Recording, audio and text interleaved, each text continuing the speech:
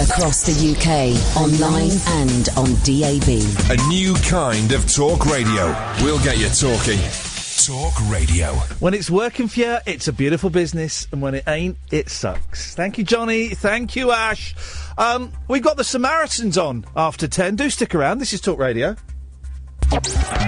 Late night, Iain Lee on Talk Radio. We have ways of making you talk. Hi there, nice to be with you. Happy you could stick around. Like to introduce Legs Larry Smith, drums. And Sam Spoon's rhythm pole. And Vern Dudley Bohay Noel, bass guitar. And Neil Innes, piano. Come in, Rodney Slater, alto saxophone. With Roger Ruskin Spear on tenor sax. Hi, Vivian Stanchel, trumpet. Big hello to Big John Wayne, xylophone. And Robert Morley, guitar. Billy Butlin, spoons. And looking very relaxed, Adolf Hitler on vibes. Nice. Princess Anne on sousaphone. Introducing Liberace clarinet. With Garner Ted Armstrong on vocals. Lord Snooty and his pals tap dancing. In the groove with Harold Wilson, violin. And Franklin McCormack on harmonica. Over there, Eric Clapton, ukulele. Hi, Eric. On my left, Sir Kenneth Clark, bass sax. Great honor, sir. Especially flown in for us, a Sessions Gorilla on Vox Humana. Nice to see Incredible Shrinking Man on euphonium. Drop out with Peter Scott on duck call. Hearing from you later, Casanova on horn. Yeah, digging General de Gaulle on accordion. Really wild, General. Thank you, sir. Roy Rogers on trigger. Julian Wildman of Borneo on bongos. Count Basie Orchestra on triangle. Thank you. Great to hear the Rollinsons on trombone. Back from his recent operation, Dan Drop, hot. And representing the Flower People, Quasimodo on bells. Wonderful to hear Brainiac on banjo. We welcome Baldunicum as himself. Very appealing, Max Jaffa. That's nice, Max. What a team, Zebra Kid and Horace Bachelor on percussion. And a great favorite and a wonderful performer, all of us here, J. Arthur Rank on gong. So, about, I don't know, a month ago, something like that, we took a very angry and bitter phone call. Some of you will remember it. A guy calling himself Andy. We cottoned on pretty quickly it wasn't his real name. And, here come the bonzos. We've had enough bonzos for the moment. We realised it wasn't his name, and I worked out who he was pretty sharpish, and then lots of people got in touch and said, I think this is such and such. We went, yes, it was. But the points he made really resonated with a lot of you. Now, if you're new to the show, this is kind of one of those places where I'm quite happy to sit here and talk about my depression and my mental health and how it's affected me and how it is still affecting me. I've had a tough day with it today. And a lot of you have found that useful. A lot of you have found it, I'm trying to find a word that I don't know. A lot of you have found me talking about my stuff useful for you because it means that you kind of not felt alone and you have been able to kind of phone in and share your stuff. That's not the reason I'm doing it. I'm doing it because it helps me and stops me, doing silly things. Anyway, this Andy called in and was very angry and very ill-informed about suicide, about mental health, and about just how painful actually existing can be. Have a little listen to this. I think I have the right, as a person listening to a show and hearing a distressed presenter who clearly is paying far too much attention to social media, switch it off, ignore it, do your show and leave it. Why do you have to get into these constant rows? Well, hang on, you're getting in a... Andy, blocking and unblocking. Andy, you're getting in a row with me. So why don't you switch off the show and leave it? Because it's a show. The difference is, your show is a show. I think you're taking it home with you. You should be leaving it. You should be leaving it at 1 o'clock. Andy, thanks for your concern, but I will live... Now you're going to cut me off because you don't... No, I'm not. My hand isn't anywhere near the fader. You don't want to talk about this. That's fine. Andy? You go home and be miserable. You sound to me like a man who could kill himself, and that seriously worries me. Right. You should be doing this show for fun. It should be entertaining. No. It's a job, mate. It's a job. I pity you. I genuinely pity you. I think you should be living the life of Riley. You've got a great gig. Okay. You should have an amazing life with those children. I do have an amazing life with the children. Allowing it to bring you down. You should be having a wonderful life. Andy, I take it you don't understand. You don't understand how mental illness works. I do, actually. I don't think you do, actually. That, but actually I do understand it. Well, obviously you don't, because you're saying is I'm allowing it to bring me down because I have chemical imbalance in my head that tells me I am worthless, that tells me everything I do is pointless, that screams at me, it shouts at me to jump off a building. I have an illness. It's an illness. Why don't you go and tell someone with cancer to get out of bed and go for a walk? Why don't you tell someone with a broken leg to start jumping around? Why don't you tell someone who's got leukemia not to worry about that? Just go out and play a game of football. Because they're sick, Andy. It's an illness. But the difference is like me giving a smoker another packet of cigarettes. No, it's not. You seem to feed off this negativity from social media. That's enough. That was Andy calling in. And I'm really glad he called in, actually. I'm really glad he called in because it gave me a boot up my backside because for ages and ages we've been wanting to get someone from the Samaritans on the show.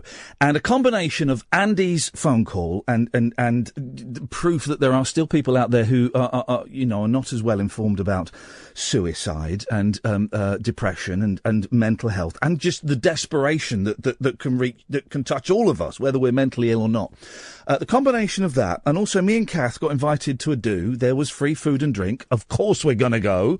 And it was up BT Tower, which I've always wanted to go to. And it was hosted by the Samaritans. And we went and we spoke to several people, and we heard several people talk who had used the Samaritans, who'd raised money for the Samaritans. And I've said this before, that I've called the Samaritans. I have been in, and I feel a little bit embarrassed and a little bit ashamed saying it, but, that's my thing, man.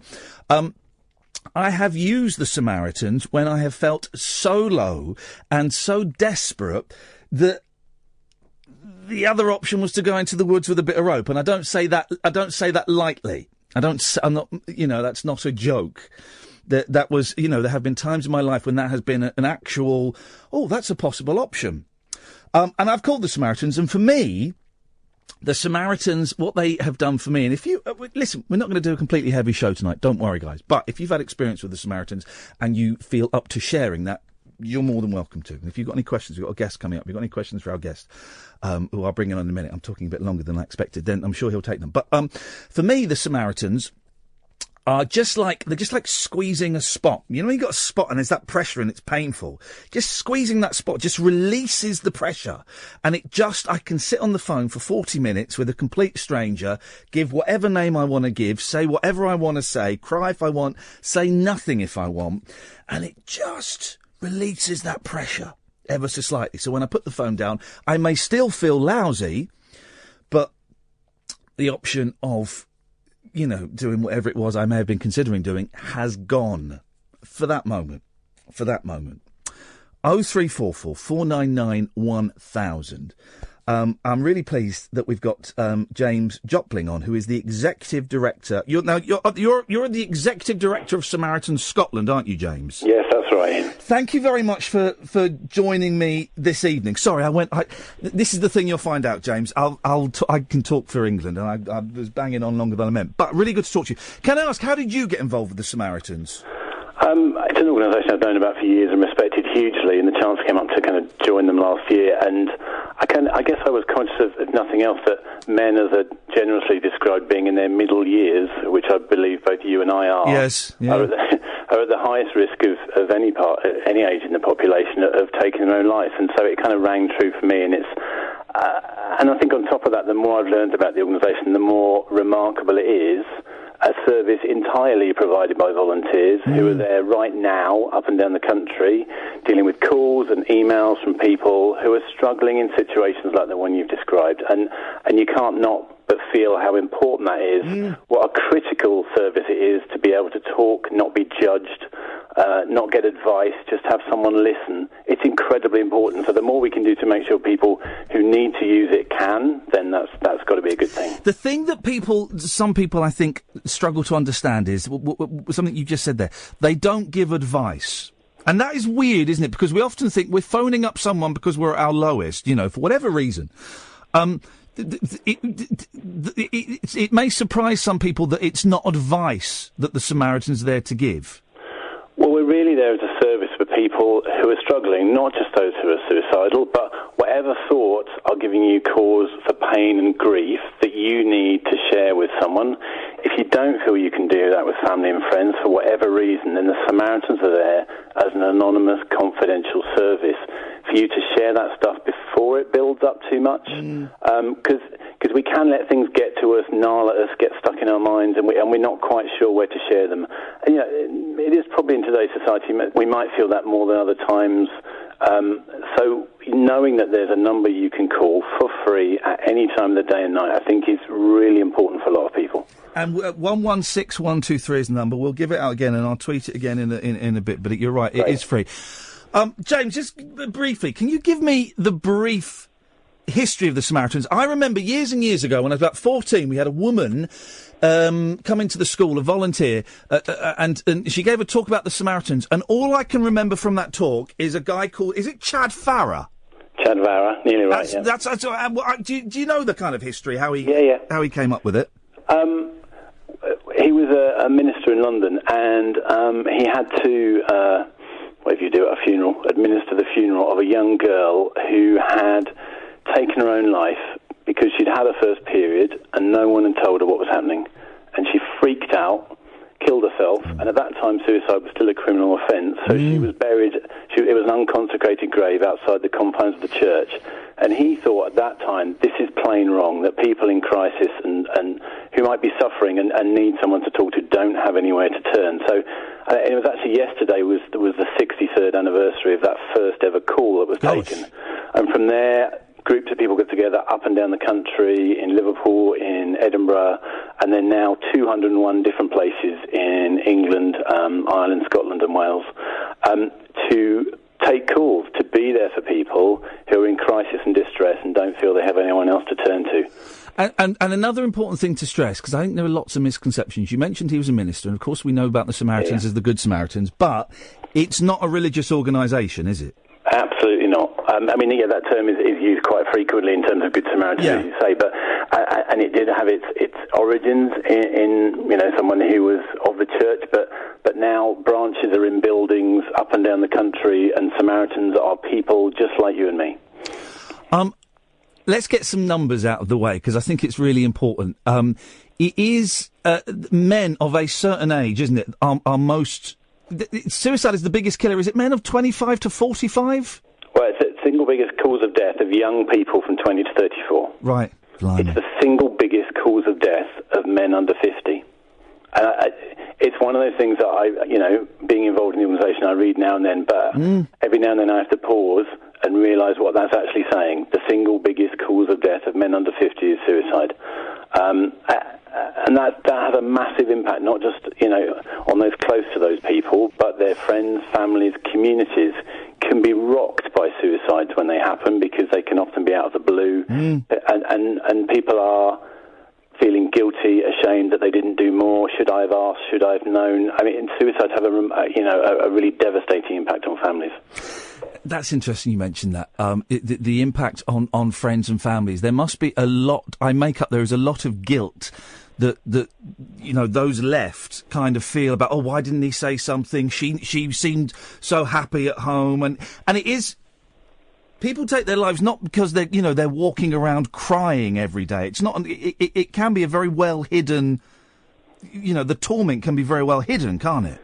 Yeah, I mean, there are lots and lots of reasons why people can ultimately take their own life, and it can be one of those things, 5 of those things, 10 of those things, or none of those things.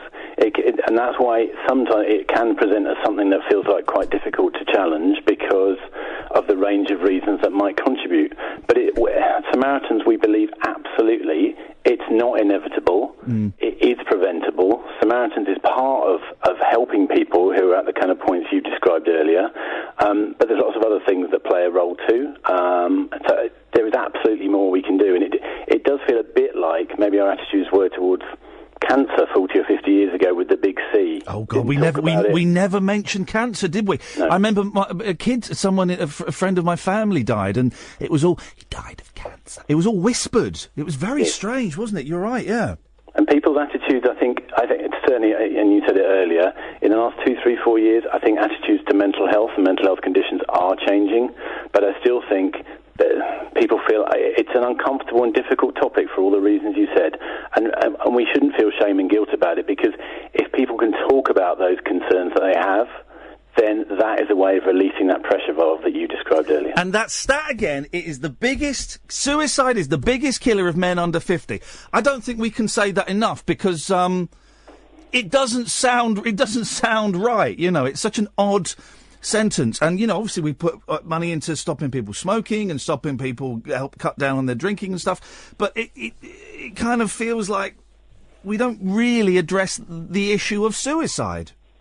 No, I think you're right, and I mean it's clearly not only men who take their own life, but there are certain things that men, we know for a fact that men struggle when their relationships break down because often the person they've trusted has been their partner. We know that men these days struggle, without it sounding a bit too trite, about what being a man is. What does being masculine mean? If you look at the kind of portrayals of men in sport, and you look at the pressure that maybe is put on kids to not be sissy and don't cry and don't be a bit silly about stuff, we're kind of creating a role of masculinity that if you can't live up to it, or you simply don't want to, or it's not the right definition, that it can really put pressure on us all to think, well, why am I here, and what am I doing for it, and what if I've let people down, or what if I've lost my job or my relationship's fallen down? Who actually am I going to turn to and talk to? Now, we can all struggle with those things regardless of what gender we are, but men seem to find it just a bit more difficult sometimes. We spoke briefly before, a couple of hours ago, and there was a stat I'd heard and I got it wrong. I said that Samaritans get a call every 6 minutes, and you corrected me. Went, oh, no. It's a call every 6 seconds. Yes. Yeah, I mean, we contacted something like 5.4 million times a year. Yeah. Across the UK and Ireland, all times of the day and night, increasingly now by people using email. I mean, it's still at the heart of what we do is a human connection. And the conversation we're having, the conversation you have with other listeners, that's what connects us to humanity and society. And I think that's why what the core of Samaritans doing is listening, and really listening, and then asking open questions back again, and uncovering the layers of the onion of the problem that you're facing is so critical, because it's about why we're here. It's about being humans connecting with other humans. And also, if anyone, because I know that some people are worried that, being desperate or being in pain might impact on their jobs or relationships. The numbers aren't traced. You can give any name you want. You can say you can kind of, you can disguise yourself if you feel that would make it more comfortable to call, can't you? Yeah. All the numbers are encrypted. It's entirely confidential and anonymous service. And the way the system works now is if you dial 116123, which is free to call from your phone, it doesn't appear on your home phone bill. You can call it from your mobile with no credit, walk into a phone box and do it without putting the money in. You can do all of those things and contact us, and you'll get through to the Samaritan who happens to have been waiting the longest. They could be in Aberystwyth, Aberdeen, Cornwall. They have no need or care of who you are. They're simply there to listen to you. James, let me just go bring Angela into the conversation. Evening, Angela. Evening, Ian. Hello, Angela. Thanks for having me on the show. Thank you very much. No, we haven't. What have you called in for, Angela? It's just that it's interesting. Sorry, it's echoing. I have physical depression, due to my hip and back and everything else. And my mental health really dropped today, and I don't know why. It dropped today? It just really dropped. You know, when people... Yeah. Like, it's just really bad. How do you cope? How do you cope when it gets really bad? So I snap, and I don't mean to. Yeah. I snap on the best friends. They just don't know I got it, but it's just... I just snapped today. You snapped? Yeah. It's easily done, isn't it? I try and stay away from my kids when I'm feeling low, because I know that they will get the brunt of it, and it's unfair on them. Have you ever called the Samaritans, Angela? Yeah, I have a few times. They've been very helpful. Well, and don't tell us, don't tell us anything that was said. Keep that's obviously private between you. But how did it help you? It stopped me from going through something. No, it was in a bit of a bad way last year, but I sorted that out. But it wasn't a bad way. I know. I'm so pleased to hear that those calls were useful. And from experience, Samaritans are there for as long as you need. They'll stay on the phone with people who call for as long as that conversation takes, and as long as it's having a benefit and supporting that person, they'll do it. And that's what we're here for. Thousands of volunteers are there, trained to listen to you when you're struggling, as it sounds like you are sometimes. And Angela, did you feel the first time you called them? Yeah. The first time I called them, I felt silly. I felt really silly. Isn't that funny? I felt really silly, thinking, hang on a minute, I'm all right. I've got a few quid in the bank. I'm working. On the outside, I look quite successful. And yet I'm dialing this number. I remember I pulled over into a lay-by. I'm dialing this number to talk to a stranger, to cry down the phone, and I felt silly. I felt silly at first, but when I've listened to you a few shows, your personality is the same as mine. It comes out in a different way. It's how do I put it? I can't say it the radio, but my partner knows what I mean. Yeah. It comes out flamboyant, and we have to hide it. Yeah. It's that way, crying, because I do listen to people's voices. And when you'd finished the phone call, and this is a really tough question, you might not be able to answer it. How did you feel? You said you rang them 3 times. How did you feel after the end of the phone calls when you put the phone down? I felt a little bit better, because I've lost a lot of family this year, and a best friend, and 10 years ago, and it really affected me, and it still does. Angela, I'm really glad you called in tonight. Thank you so much. Fantastic. Thank you for calling. Thank you, Angela. Thank you. James, can I ask a question? 'Cause my mum was a Samaritan for a couple of years, and then she got ill herself, and she kind of had to stop. I'm sorry. But what help do the Samaritans get? Because they must hear everything, anything you can imagine, they must get, and that's a tough burden to carry. How do they get helped? Yeah, it's a good question. I mean, and only last week I sat down with a volunteer in Edinburgh who has been volunteering for 41 years. So in that time, he's done a shift, so 3, 4, 5 hours a week. Every week, he's done 9 or 10 night shifts a year in that time. So night shifts can be anything from like 11 o'clock at night to 5 in the morning. Yeah. For a lot of that chunk of time, he was working. It's a different service than it was back in the day when people kind of set Samaritans up and took calls as they came into their local branch. Now the way it works is much more that when you're on shift, you're taking calls all the time. What we do is people always do their shifts in twos.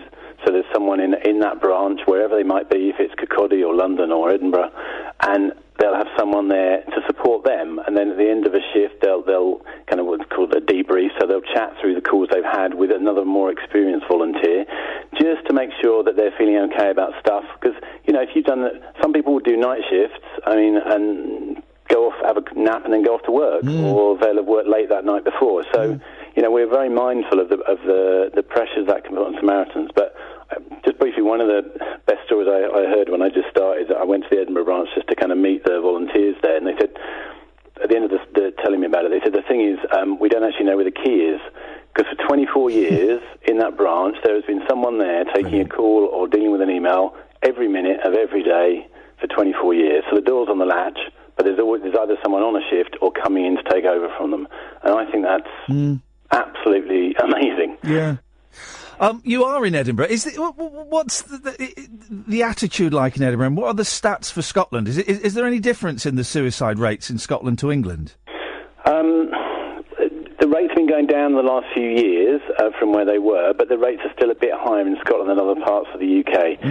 Some of those are cultural things, and some of the things we talked about with men, they can be a little bit more kind of severe and extreme in terms of, a dour Scottish man being happy to talk about his feelings. Yeah.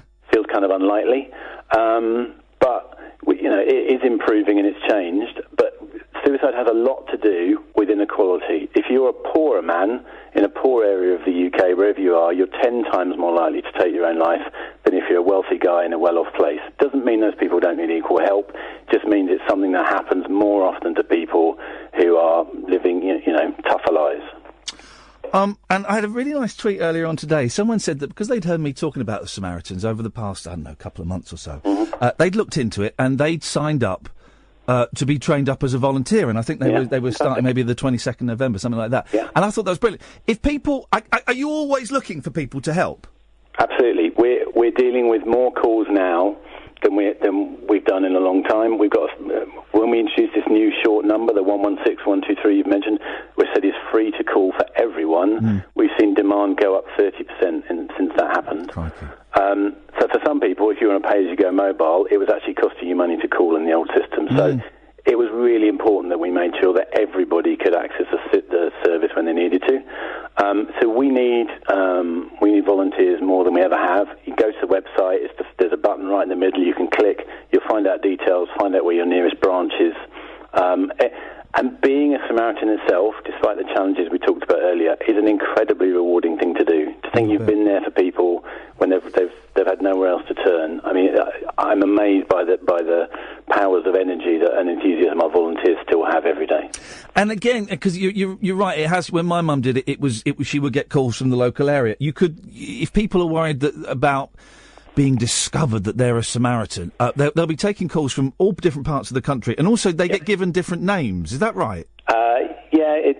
Different branches work it slightly differently. Right. But I've met people who've said, "Oh, my name is Jane," and then they've said, "Oh, my Samaritan's name is Sarah." Because back in the day, it was a real. When you only called your local branch, you didn't want people to be put off by thinking they might speak to that person that they knew. So, you adopted a name just when you were being a volunteer. And also means, in the same way you said when you're calling up, it means if someone calling wants to know a name, you just give them your name as a volunteer, and you can carry on the conversation. It doesn't matter who people are. It's getting to the heart of whatever someone's struggling with, which is a crucial thing. And also, if you're listening, you're feeling crap. But you think, it sounds silly. It's like I say, when I first found him, I thought, I felt really, really silly. But also, if it doesn't work for you, it doesn't work, it's worth a try, I guess is what I'm trying to say. If you're struggling, and it doesn't have to be mental illness, it doesn't have to be that you're sat there with a packet of pills. If you're struggling, it's worth just giving them a call. And if you want to bail out, you can just say, thanks very much, bye-bye, and put the phone down. But it's got to be worth a punt, hasn't it? You're absolutely right. And if calling is the biggest barrier, and you sit there, and I think you said this was something you've done or experienced, if you don't say anything to start with, if you don't say anything for minutes, it just doesn't matter. That volunteer will stay with you on the phone, check that you're okay, and then if the next time or the next 3 times, it takes you that courage before you feel you want to say something. But please, if you can, don't feel it's silly or stupid or you're wasting anyone's time. Samaritans is here for all those times when you feel there isn't anyone else you can speak to. And so please, whenever you find that point, don't feel it. If you're thinking about it, act on it and get in touch. James, listen, this show is the Samaritan's friend. Anytime anyone wants to come on and talk about stuff, then please, you've all got my emails and stuff, so just get in touch, and we've always got time for you lot. I really appreciate you coming on this evening, James. It's been fantastic, and the more we talk about this, the more it ceases to be a stigma, the more people get in touch and try and find out ways to deal with whatever they're facing, that the fewer people will take their own lives. Thank you, James. I really appreciate it. That's James Jopling from the Samaritans. 116 123 is the phone number. 116 123 is the telephone number. I'm so glad we finally managed to to make that happen, because it's hearing attitudes like Andy's that we heard at the start of the show, and then comparing it with attitudes or experiences of people like Angela, who called in, who, she didn't go into detail, but obviously she had been in a very dark place, and calling that number, 116123, had saved her life. I don't know. We'll have a little break, and then when we'll come back, you can call in about that. This is what I like doing this show for. The clunky gear changes. Right? So when you come back, we can carry on talking about that, or we can dick around. I really don't mind. It's not going to be a heavy show completely tonight. It is whatever you want it to be. 0344 499 1000. I'm Iain Lee. This is Talk Radio. Late night Iain Lee on Talk Radio. We have ways of making you talk. I enjoyed that. That was good. I'm glad I finally pulled my finger out and sorted that out. We've been talking to them for ages, and I finally said, let's do it. That's cheered me up knowing. I was feeling rotten this morning. Absolutely rotten. You know, I was going for the dad's breakfast at school with my youngest son, and it was brilliant. We rocked up. My youngest is having a bit of trouble going to school, and he gets a bit upset at the moment. But we rocked up, and there were bacon butties and cups of coffee and stuff. But do you know what? There was, for some reason... Do you ever get this? For some reason, I really struggled. Partly because I was tired. I'd had 3 hours sleep. But I really struggled to be present there. And by that, I mean, it was 40 minutes long, right? And I should have been sat there eating breakfast with my son and his friends and playing, and we were doing jigsaws and Lego and stuff like that. And I should have been really enjoying that experience. But I was probably only present for about 5 minutes out of those 40 minutes. My head was everywhere else apart from there. And I had to make a real effort to kind of say, right, everything else that's worrying me, we'll deal with that a little bit later on. But right now, I'm going to stay here, and we're going to finish this jigsaw puzzle. And then my head was off again. It was a very, very dark morning this morning. Then I went back to bed and felt absolutely rotten. And I'm really nearly pulled out of the show tonight, but I didn't, because I knew that we had James coming on, so that was kind of good. And I was thinking, well, if I cancel tonight's show, then I might as well cancel tomorrow's show, and I'm off next Tuesday, so I might as well take Monday off. And I was really dreading. Well, I'm saying this because I know I can share this stuff with you, man. You don't have to talk about it, but I was just dreading the thought of coming in and doing this, the best job in the world, by the way. The thought of doing this for 3 hours. Oh, man! It felt... The thought of doing it was like torture. It was torture. Coming in and twatting around for 3 hours, doing a job that I absolutely love, and we're just starting to get the listening figures. We're just heading in the direction of the listening figures this show deserves. And so we've just got to keep working and keep pushing. And I just thought, I don't think I can go in and do this. And I phoned Kath up, and Kath kind of talked me off the metaphorical ledge. And I'll come in tomorrow, and I've got a couple of live shows over the next couple of weeks. And I was thinking, maybe I should cancel them. And I'm not going to cancel them. I'm going to do them. I have cancelled the show that I'm doing with Barry and Angelos. I was supposed to open for Barry and Angelos on the 12th, I think it was. But I just can't do it. The other shows, I think I can do them. The ones in Luton and St Albans, I think I can do them. I don't want to do them. I really don't want to do them. Kath's going to be there. I'm definitely not doing them.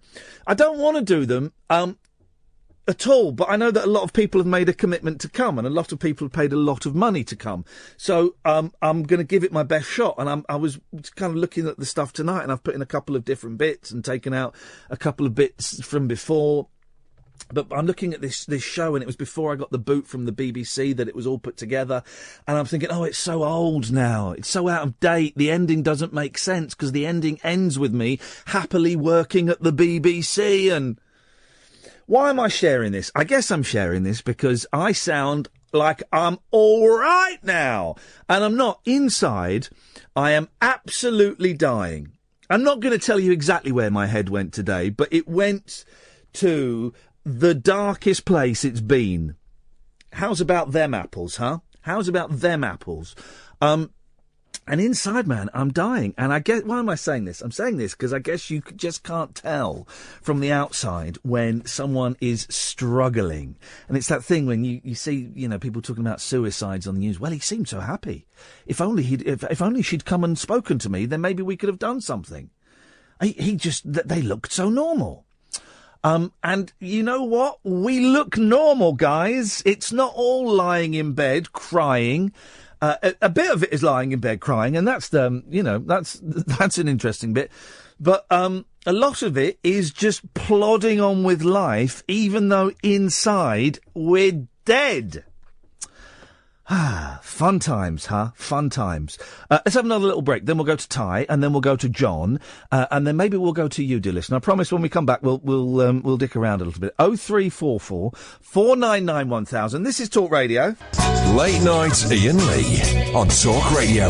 We have ways of making you talk. 27,000 retweets. 47,500 likes. Right, here's the thing. It's my tweet about about bisexuals, where there was a really ridiculous headline in the Mail. Why do so many young people say they're bisexual? I tweeted that picture and said, I don't know, is it because, and I'm going to go out on a limb here, they are bisexual. 27,000 retweets, 47,000 likes. I click on it, just because I've become obsessed with this bloody tweet now. The second comment underneath it from Gary Bainbridge. This tweet has the weirdest retweet to like ratio I've ever seen. It has. Why has it got 20,000 more likes than retweets? What the hell is wrong with it? And also, it's really annoying me. I'm tempted to delete it, right? Because I'm obsessive with the numbers. I'm obsessive with the numbers on a tweet. And it's just really filling up my timeline. So I've missed a couple of quite important tweets, because every time I turn my phone on or open the app, I just scroll through all the tweets, because there'll be about another 100 people trying to engage me in a conversation about the tweet. So I missed loads of stuff.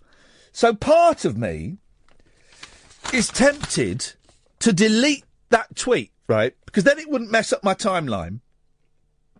But it would mess up Twitter, because there'd be 27,000 Twitter posts where it says this tweet is unavailable. This tweet is unavailable. But then does that mean I'm a biphobe? Does that mean then that I'm a biphobe? Biphobles? Does it? It's annoying me. Ty! Ian. Ty? Man alive. Yes. I feel like Francis tonight. You've lobbed the ball at me, and my hands were down by my side, and it just smashed me in the face. Well, put your hands up by your side. Get ready. Here comes another ball. Ready? Kaboom. Boom! So, what's the deal with you putting out Evangelos' show? How come? I don't feel well enough to do it. Okay. Highlights this week. Yes, sir. For me. Yes, sir. Highlights for me this week, before we get on to The Apprentice, just quickly, were Tastes Like Food, Doesn't Taste Like Food. I thought that was hysterical. For those wondering what the hell Ty's talking about, he's about 3 weeks behind you. Yeah, well, because I don't listen live anymore. No. I can only listen to the podcast. Oh, hey, listen, it's not a criticism. Everybody is welcome. And we need to put this bit in the podcast, Catherine, me saying that if you're listening now on a podcast... Well, I'm not talking to you, Ty. I'm talking to the listener, the other listener, you prune. So this is the 3rd of November at 11:15 at night, right? Thursday. But if you're listening, not you, Ty, if you're listening now, whose ears I'm licking, and it's like, I don't know, it might even be 2017, imagine, you can call in when the show is going out live, Monday to Friday, 10 to 1, and talk about the things you've heard on the podcast. Yeah. I'm not talking to you, Ty. But I will be listening. in about a week. Okay, well then, why don't you ask yourself a question, Ty? Question is, how's my... okay, so Ty, how's your apprentice correspondent thing going? And I'll be able to answer that after this call, I suppose, won't I? Beautiful. Okay, so, are you going to give us an update? Yeah, okay, so tonight, oh my goodness, I mean, what a shambles. Did you watch any of it? I watched it, I don't know who got booted off. Spoiler alert, guys, it's our Apprentice update, because we're going to do it like old-fashioned TV, where once you'd watched it, once it had gone out, that was it, everyone had seen it. So if you've taped it or Sky Plussed it, then switch off for a few minutes. So you basically got your two teams, they've stopped being boys and girls now, they're all mixed up. They had to go out and sell a new cycling product, and also do a bit of crowdfunding, which involved all kinds of new social media stuff, which I do not know anything about, engage in, or care about. Here's the thing that annoyed me about those idiots on The Apprentice this evening.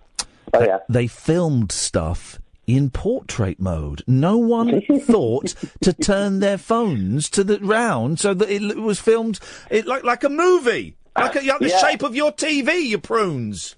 Yeah, and you had, well, we'll get on to the filming, because one of them just filmed a pavement. Did you see that bit? Yeah, I did see that bit, yes. Brilliant, wasn't it? Yeah. So, on Titan, they chose the gilet, or gillet, as it was pronounced later on. The Charlie Gillett, yes. Yeah, the Charlie Gillett. So, Sam, black dude, he's the PM, right? Yeah. They've got Croydon Facelift and the Indian Gerbil, Krishna. Okay, excellent. On his team. Sub-team, right, sub-team leader, Eyebrows. Yeah. Diffie Baker, Dylan the Silver Irish Fox, and Courtney the Lost Boy. Right? Yep. They're on the sub-team. These are excellent descriptions, yes. And on the other team, Nebula, they chose the headphones, right? But the headphones aren't earphones, they're literally headphones. They just go next to your ear. These were headphones for cyclists, right, that are supposedly safe. Yeah.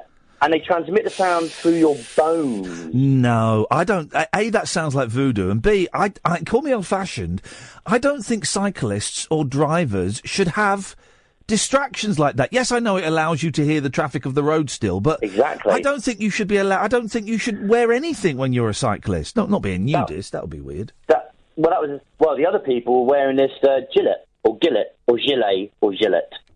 So they had the headphones, right? You know, like them or loathe them. That's what they had. Yeah. Now the PM, right, was JD. He's a T-boy from last week. Okay. Pink tie, bit of a blob. Now on his team. Oh, he looks like a potato, doesn't he? Looks like a potato. I know the fella. Yes, Mr. Potato. Yes. Mr. Potato. Now on his team was Aardman girl, who looks like an Aardman animation. Yep, Rebecca. I know the fella. And Francis. She's like the short, dark-haired, ponytail, big teeth, wide-eyed. Yes. Right, now sub-team, Paul, bit of a geezer. God, I can't wait for 6 weeks' time when there's a lot less people. It'll make it so much easier, but yes. Me too, man. So he's a geezer, throws boxes around, yeah? Yeah. Now, on his team was Jessica Rabbit. She's a tall, sort of cute, dark-haired one. The only one left that's quite cute in the girls' department. Okay. I can't possibly comment because that's very old-fashioned and sexist. Yeah, well, I'm throwing a bit of sexism to join our racism from last week. Excellent, great. Right. Just keeping up the standard, mate. And then Sofian, now you like this, I hope. Remember we talked about Sofian last week? It's a bit of an Iranian, looks a bit like someone from Iran. Yes. I've renamed him Sofiran. Okay, that is actually racist. Okay. All right, well, keeping up with... Get to the point. It feels like we're living The Apprentice in real time. But the week it took them to do the activity. Here's the deal. They went and did this whole kerfuffle, right? They had to shoot things. It was terrible. They had to present things. They were terrible. I lost track of it, right, halfway through. They were all terrible. What was the thing? The old guy miming driving a car and killing someone. Oh, man. So they had to do this thing in Waterloo Station, right? And there's this idea of... There's an old guy miming driving a car with other people miming being on a bike. Then the mime car knocks over the mime cyclist. And then someone comes in and says, look, here, if you were wearing this light-up sort of body warmer type thing, you wouldn't have gotten knocked over. That was it. And on the other side, they had a choir. They had a choir to go and sing, right, with worded song, which is terrible. Yeah. And that's the one where they went to shoot it. And they shot literally one half a face and an arm of someone from the choir and a pavement. Before I lose the will to live, All right, do you want to get to the point? Yes! Do you want to cut to the chase? Yes! Okay, so I'm afraid Potato Head lost. He made a terrible mistake of bringing in the geezer Paul and Ardman Rebecca into the boardroom, and he let soft Iran off. So he goes in and he basically puts his hand up and says, "Yeah, I made a mistake here. I made a mistake there. I made a mistake there." Sugar doesn't like people holding their hand up and making mistakes. Boom! You're fired. So hang on, who got fired? Potato Head. Oh, Yeah. I thought the Cockney boxer was going to go. Cockney boxer came out fighting. Do you see what I did there? Yeah. So he came out fighting, stood his corner. He's on notice. Sugar's put him on notice. So I thought we got away with it, though. It was Ardman. She just doesn't do anything. She talks a good game, but she's one of them. Ty? Full mouth, no trousers. Excellent work as always. I'll speak to you next week. Thank you, Ty. That's our Apprentice update. John, did we spoil the Apprentice for you? John? Yeah, hello. Sorry. Hello, John, you're right. Hello, John. When was the last... John, can I ask, what are you, about 48? Yeah, listen, when the last time I told you this, what? I sent the clip to a friend of mine in Korea. Yeah. And he laughed because I said I was 29 and I'm actually 30. So he went, he found that quite amusing. Right. Well, John, when was the last time someone said to you, "Hello, John, got a new motor"? I can't remember. Hello, John, got a new motor. Hello, John, got a new motor? I don't look like the sort of guy who has a new motor. Now, hang on a minute. Are you telling me, John, that no one has ever said to you, "Hello, John, got a new motor"? Is this to do with The Apprentice? No! Are you seriously? And this will shock a lot of people. Are you seriously telling me that no one in a pub, in a restaurant, at school, at work, at the bus stop has gone, "Hello, John, got a new motor"? I had two Arab guys who, about 10 years ago, I was trying to sell a car, and they came all the way from East London to South London, and I put it down as diesel. And it wasn't diesel, but I was in a stressful period at the time, and they were both very angry. And then they said, "Oh, what is this place? Is it a council estate?" And it was. Right. But did they say, "Hello, John, got a new motor"? No, they said, "Hello, John, why do you say it was diesel when it's clearly not?" I can't... Does anyone get the reference? Do you all get the reference? Ed doesn't get the reference. Catherine is old. She gets the reference. This is Brexit, Trump. Hello, John, got a new motor. The world is coming to an end. Hello, John, wait a minute, wait. What? Oh, yeah, because, Alexis Hale in 82 he said to me, he went, You've literally just giggled it. You've literally just Googled it. Absolutely. Unbelievable. Unbelievable. John, what have you got for us if it's not a new motor? This feels so misplaced now because it's more relating to your very serious. Oh, it doesn't matter. Listen, this is one of the joys of doing this show is I love the clunky gear changes, so don't feel bad. Just dive straight in, John. I felt just like you. In fact, today, I mean, the last 3 weeks have been horrific, but today actually listening to your podcast with, I forgot the name, the guy that you did the Persuasionists with. Oh, Adam Buxton.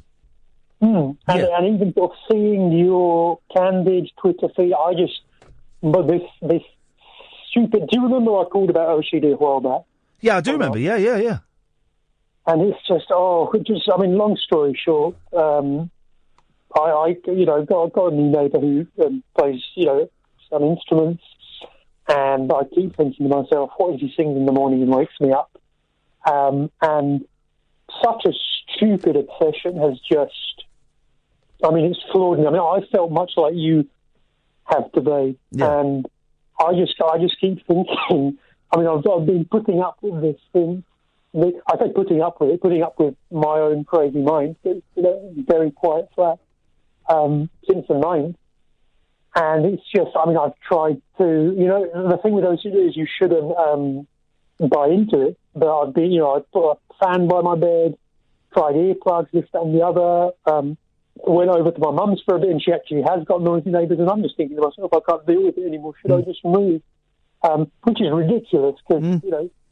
but, I mean, what do you suggest? I don't know if I'm asking, because, I mean, the Samaritans, one thing is the Samaritans, they're brilliant, but one thing that does leave me a bit stumped is they're not allowed to offer any suggestions. No.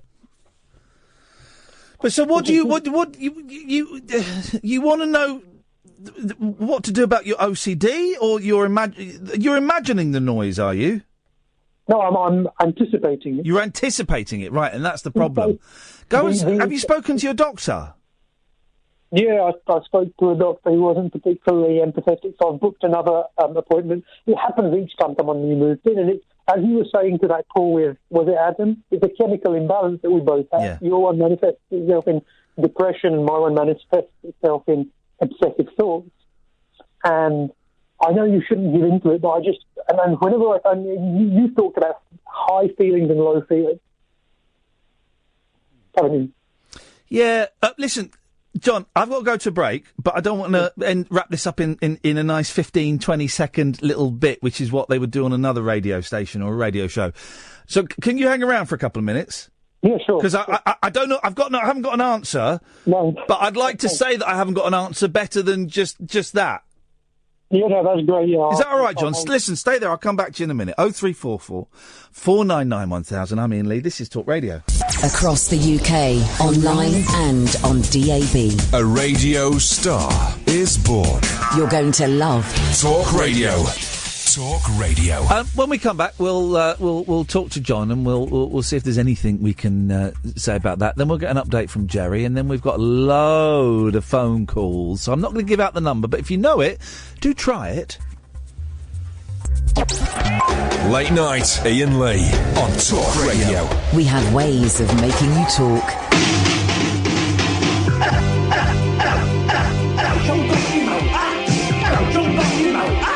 You go to bed, carpet. You go to bed, carpet. He loves juice boxes in Barnsley. He loves juice boxes in Barnsley. He's an Avon representative. He's an Avon representative. Hello, John Barnymouth. Hello, John Barnymouth. Hello, John Barnymouth. Hello, John Barnymouth.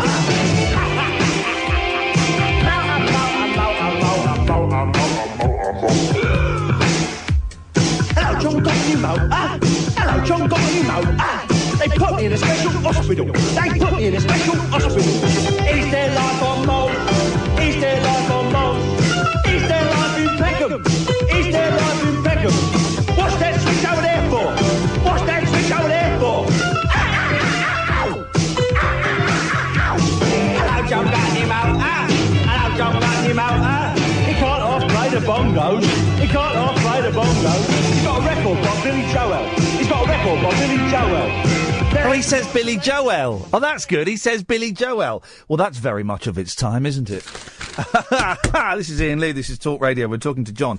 So, John, you've got OCD, and yeah, I've worked out, right, my hearing. I'm going deaf, right? Only a little bit, but I'm going deaf. I can't be. If I'm in a party and there's hubbub, I can't hear what people are saying, and I think I've lost my top end. So I might have missed a couple of the things you said, but your OCD, you worry about the noise the neighbours might make. Is that right? Yeah, because I've got one who's, a bit musical, and OCD thrives on absolute certainty. So for the past couple of years, it's been absolute, people who've almost been mute. Yeah. And it's just, you're, to be honest with you, the service you're giving, like just seeing you had a tweet up, I think, last night when you talked about how low you were. Oh, I sank last night. Yeah, man, alive. And when I read that today, I was, to use your phrase, completely battered, right? As in... Yeah. I don't know, it's one of these things that without chemical imbalance, and it surprises me because it completely goes and then it comes back with a vengeance. I don't know if it's the same for you. And this, I mean, not to go on about it too long, but this particular obsession, it's been reinforced in the past whereby, if I have had someone next door saying, I've said to them, can you please not? Do you know what I mean? It's this big monster in my mind that I know has to be confronted. And when I think about moving, I get this rush and high. And obviously, if you move, it could be worse. But it's irrational. Our diseases they're not based in reality. Well, my one at least. I don't know if you can know about depression, but it's not based in reality, OCD. But it's just, I felt very similar to you this morning. I felt like I wasn't there, and I was in a meeting, and just battered is a really good word you used, like bruised. I get it, man. I have no suggestions, John. No, but maybe just having shared that stuff, maybe that might just lift the pressure a little bit. It's not going to fix it. It's not going to cure it, but maybe it'll just lift it a bit. I don't know. Is that possible? Maybe. I mean, or maybe not. No, I don't know. It's tough, isn't it? Because I'm a logical, rational, educated person, and then this thing, it's not been this bad for years, and you think, I don't know, just sharing it helps. And with your it's interesting. You talked about when you were being very candid about suicide and stuff, and you said you wouldn't want to put your kids through that. And I think having kids, that's interesting, isn't it? That sort of gives you something else to survive. It gives a purpose. It gives a purpose, not a complete purpose. I still feel often purposeless, but it gives a kind of purpose. But when the OCD is not there, for me at least, without any or whatever, still a perfect existence. Do you know what I mean? And it's only this coming in, and you need a crash. It's very difficult. It really is, and there's still stigma around it, isn't it? Because it's tricky to. And like that part on the Samaritans, with your mates and stuff, I think there has to be a cut-off point with family and mates that you can't completely unload on them. And John, my mate in Korea, I was talking to him about it, and he said to me, like, with all your OCD stuff, there's an element of truth in it. And he said with this one, he just sounded completely bewildered. He said, I don't know what to tell you. And I don't know what to tell you, John, but keep talking, because someone will know what to tell you at some point, or it may unlock a little part of the puzzle in your head. John, I'm going to move on. Thank you very much. He was mentioning Korea there. I am only following, I think, one person on Periscope, right? We're not doing Periscope tonight. I've made an executive decision that when I'm feeling crap, I'm not going to do Periscope because I fret too much on it. But I'm only following, I think, one person on Periscope, and it's this very glamorous woman who lives in North Korea. Very glamorous. And every now and then I'll just get this little bing, doodah. I don't know her name. Doodah. I don't know her name. It seems to be written in Russian, I think. Is live, and I'll click on it and watch, and it'll be this very glamorous North Korean lady, generally driving about in a car with another very glamorous North Korean lady. Now, North Korea is not a very glamorous place. And I've not really been able to watch it a lot and with the volume on, but I sent some messages the last time saying, are you in Pyongyang? Because I like saying Pyongyang. And what do you think of Kim Jong-un? And then the signal dropped and stuff. But it's really...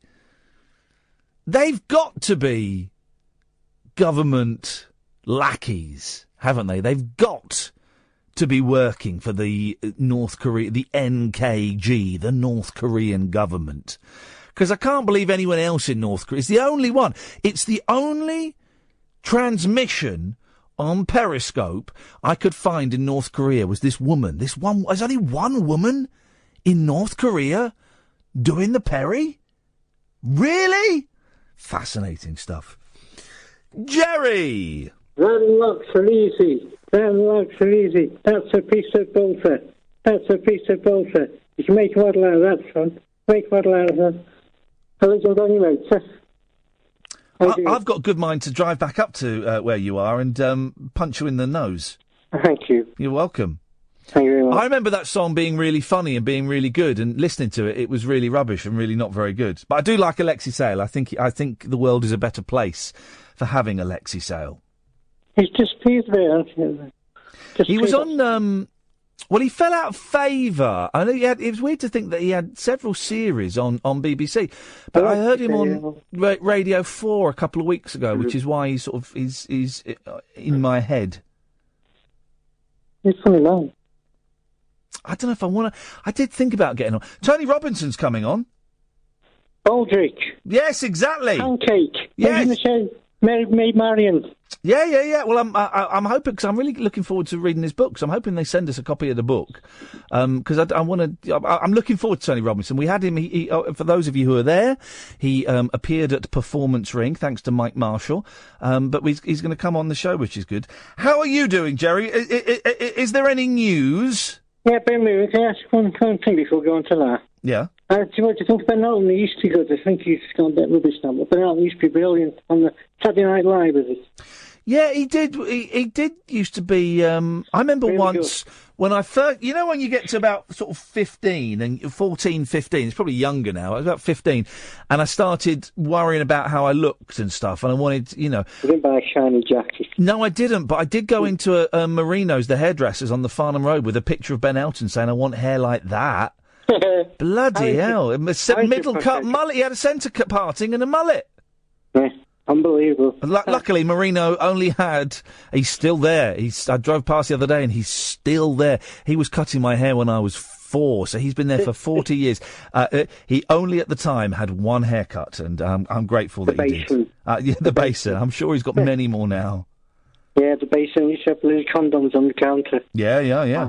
We was in for the weekend. Never asked me then. He used to. He'd get a plank of wood out when I was a kid. Get a plank of wood and put it across the seat, and you'd sit on the plank of wood, so that you could he could reach you.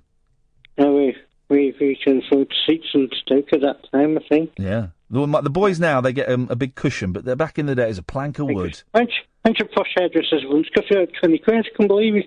Washing my hair, don't shampoo, conditioner, yes, all this brilliant, and they gave me a bill, I almost died.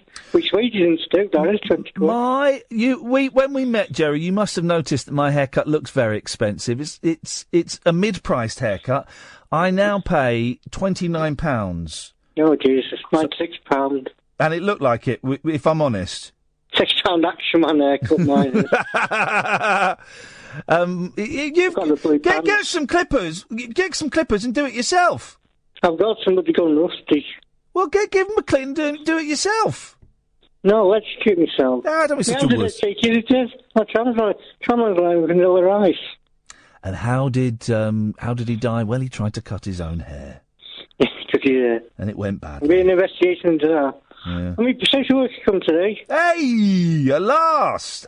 6 days after the event. So they won't get involved. So you must have said, no, they won't get involved. Amazing. So what? The social worker came and asked what had happened. Yeah, so they've been listening to this, and they don't want to get involved in the company. Say that again, Joe. I missed that. They said they want to get involved in the company. Oh, all right. Yeah. Well, that's in the book. Parkinson's UK phoned up today. Oh, did they? What did they say? Come to send a bloody word they were saying. It's not unusual. And they said they're coming up next Thursday. It's easier.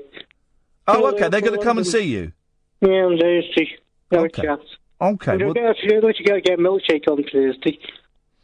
Demand a milkshake with ice cream in, man. And so live yourself. I took my youngest because I was feeling miserable and he was feeling miserable. And I thought we'd cheer ourselves up by going. There's a brilliant brilliant ice cream parlour where we live. Right, it's expensive, but they do massive ice creams. Right, yeah. They're £6 each. Right, and I had vanilla ice cream, but with warm chocolate brownie and caramel sauce. Right. And he had the most disgusting ice cream, and I hate it. It's like blue bubble gum ice cream with space dust on it and bubble gum flavour. It's all bubble gum flavoured, right? And of course, he saw mine. He went, "I want that one." I went, "Well, but I don't want your one. I don't like your one." He said, "Well," I thought, "Oh, he's 4 and I'm 43, and so we swapped ice creams, and I had this horrible bubble gum. It was massive, this big bloody bubble gum ice cream. It was horrible. And this nice place and nice cookies in Oxford in the market. Have you been to Oxford? Have I been to Oxford? Of course I've been to Oxford. In the market, there used to be a nice place for cookies. I tell you what, you get everywhere now. And I think it's a good thing. Those milkshake shops like Shake Shack or Shake Away or Shake Attack or Shake Shake Shake or Shakespeare's Sister. They get all of these everywhere now, and I think that can only be a good thing. And you go in, and they'll have like 100 flavours. You can get custard flavour milkshake. You can get apple crumble flavoured milkshake. Yeah, that's cute. Can you hear me? Move your phone a bit. You've gone a bit muffled. Hold on. Hello. Hello. Testing, Mr. Lee. Yes. Yeah, thank you. You're welcome. No, it's like the old-fashioned milkshake machines, big white tank at the back of it, with fresh milk and just make milkshakes. You should interest in custard milkshake, man. That's what we want. I've just been reminded of who you sound like. Who? You know Frank Sidebottom? Yeah. You know his ventriloquist dummy, Little Frank? Yes. That's who you sound like. That's a compliment. Yeah, it is a compliment. I'm glad you took it like that, because I realised as I was saying it could be taken. You sound like Little Frank.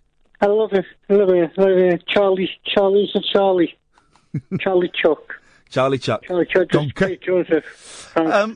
Jerry, listen, I'm glad the social worker came. Let us know how Parkinson's UK go. And we may have gone a bit quiet, but Catherine is playing an absolute blinder here, and we are waiting on people to get back in touch with us. Okay, we're just giving the home enough time so they can do a proper investigation, and we want to be fair to them. Yeah, I said I want an apology. That's all I asked for. And they've still not said sorry yet. Yeah, so an apology. That's we'll get you an apology. We'll get you an apology. All right. Thank you, Catherine. All right, well, all right. I know she's doing. Hang on a minute. I know she's doing all the work, but I am the face of the show, so the credit should be mine, Jerry. So you can say thank you to me. Thank you, Mr. Lee. There we go. Thank you, Jerry. Oh, dearie me. 03. I'm not going to give you the number. We've got loads of phone calls. Ian, you'll be up after this. Unmissable late night radio with the original king of unconventional conversation. Make contact with Ian. Late night Ian Lee on Talk Radio. We'll get you talking. Ian! Hello, sir. How you doing? I'm good, thank you, Ian. What have you got for us this evening? You were talking about The Apprentice earlier. Yes, sir. And Mr. Potato Head went tonight. Yes. Well, I've got a way of winning The Apprentice outright. You've got a way of winning The Apprentice outright? Yeah. This is like those people that think they can win at roulette. It's funny you said this, because I was trying to work out a formula. Go on, how do you win The Apprentice outright? Right, okay. Well, you know when you get the call about 6:30 in the morning and say Lord Sugar wants to meet you such a place? Yeah, go on. I think you're going to say the same thing that Kath said the other week when we were watching it. Go on. Right. Don't tell anybody else. Just go on your own. It is. You know what? Kath mentioned that last week. I don't think she said it on air. And you're right. You just creep down, answer the phone, and then what was that? Oh no, nothing. Go back to bed. It's all right. It was a wrong number. And then you nip off to Covent Garden or wherever it is, and you ace it. And also, Alan Sugar would love that. Absolutely, it's amazing. It's in tune with his wide boy, barrow boy market attitude to life. What you did was wrong, but sometimes you've got to be wrong to be right. All right, Governor, here's the season tickets for Spurs. You've got the job. It's funny, I've not watched The Apprentice for a couple of years because I found it very samey, and it does follow a formula, but I'm quite enjoying it this time. See, I'm not. Oh. I don't know. I think it's just missing Margaret and Nick. I don't know. Yeah, no, I agree. Margaret and Nick are The Apprentice, and it's certainly not as good. And also, I didn't like it when they changed it from The Apprentice to, like, Dragon's Den Light. When you got a job for a year, I like that, because if you did that year and you were good, then maybe you'd have a career. And if you did that year and you were pony, you'd get the boot. Brilliant. Mm-hmm. But now he's going to invest £250,000. Yeah. He must know who he wants in the final, because he must know what their ideas are. It's a flawed format now, because at the end of the day, if you go to somebody with a business idea, you got to know who you want to invest in and who you're not. Yes. So why is he spending 12 or so weeks doing it, whereas he's just getting saying, right, your business is rubbish, I'm not going to invest. Yeah, exactly. Exactly. What happened to... the only one I remember is the guy that... Do you remember a couple of years ago, this is the last one I watched, the guy that looked like a professor with the glasses and the curly hair? Oh, yeah. And didn't he invent like a hair curler or something? I think so, yeah. What happened to them? I don't often look in the female hair department of Boots. Why not? Well, I don't want to. You're a cut above that, aren't you? I'm a cut above that. Thank you very much, Ian.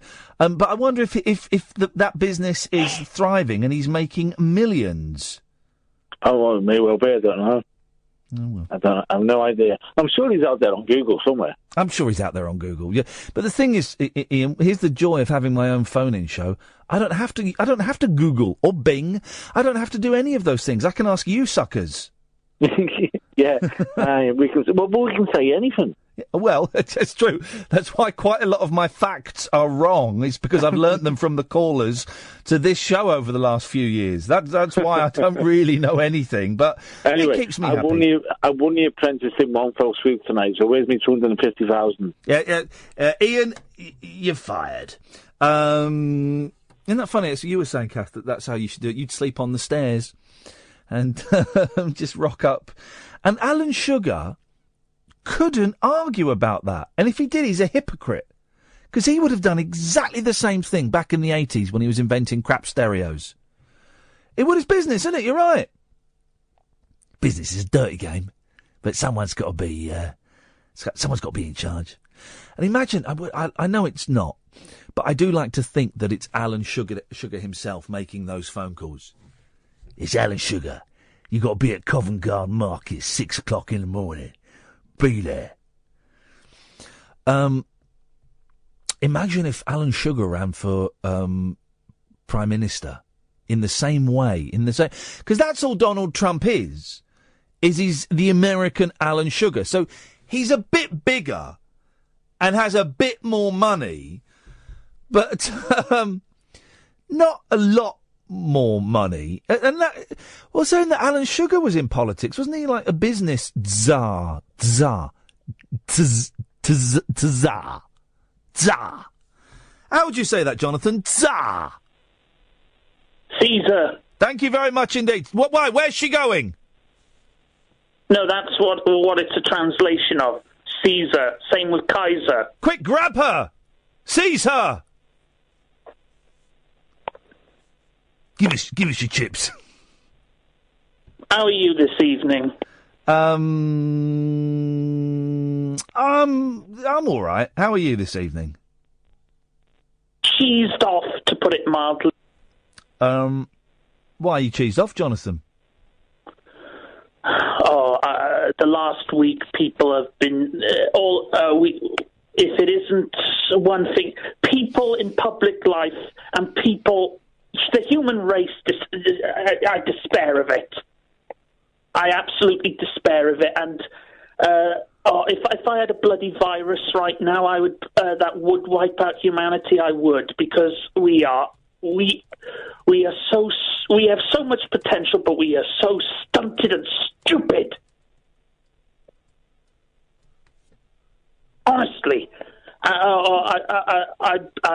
If in the unlikely event that they're listening, please, I beg of both President Putin and President Trump to supply the British people with arms, finances, and medical aid to help us retake our country from the corrupt establishment that have sold our birthright down the river and that fascist Soviet Union, the EU.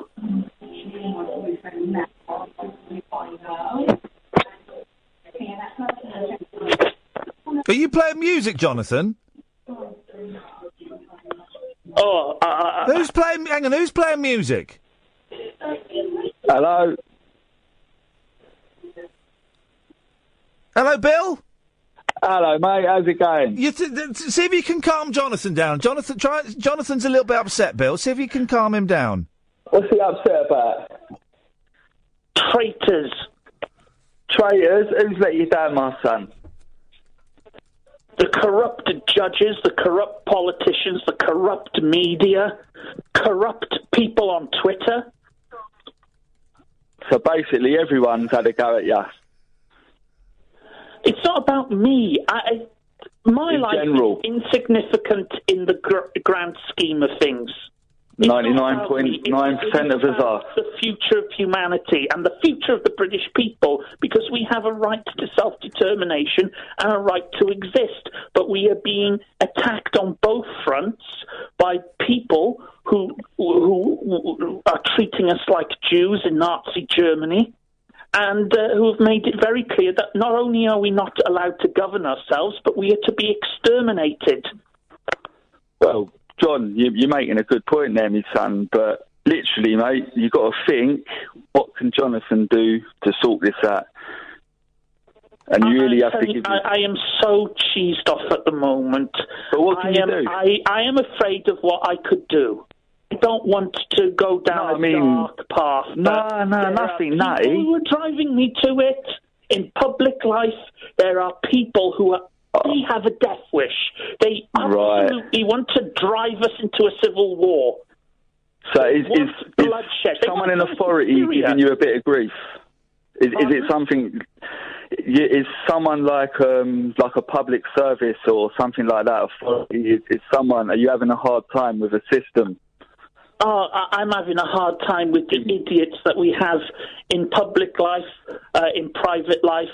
Oh, I was so happy yesterday because safe in the knowledge that we had achieved Brexit and that my man, the Donald, is going to be president, which he still will be.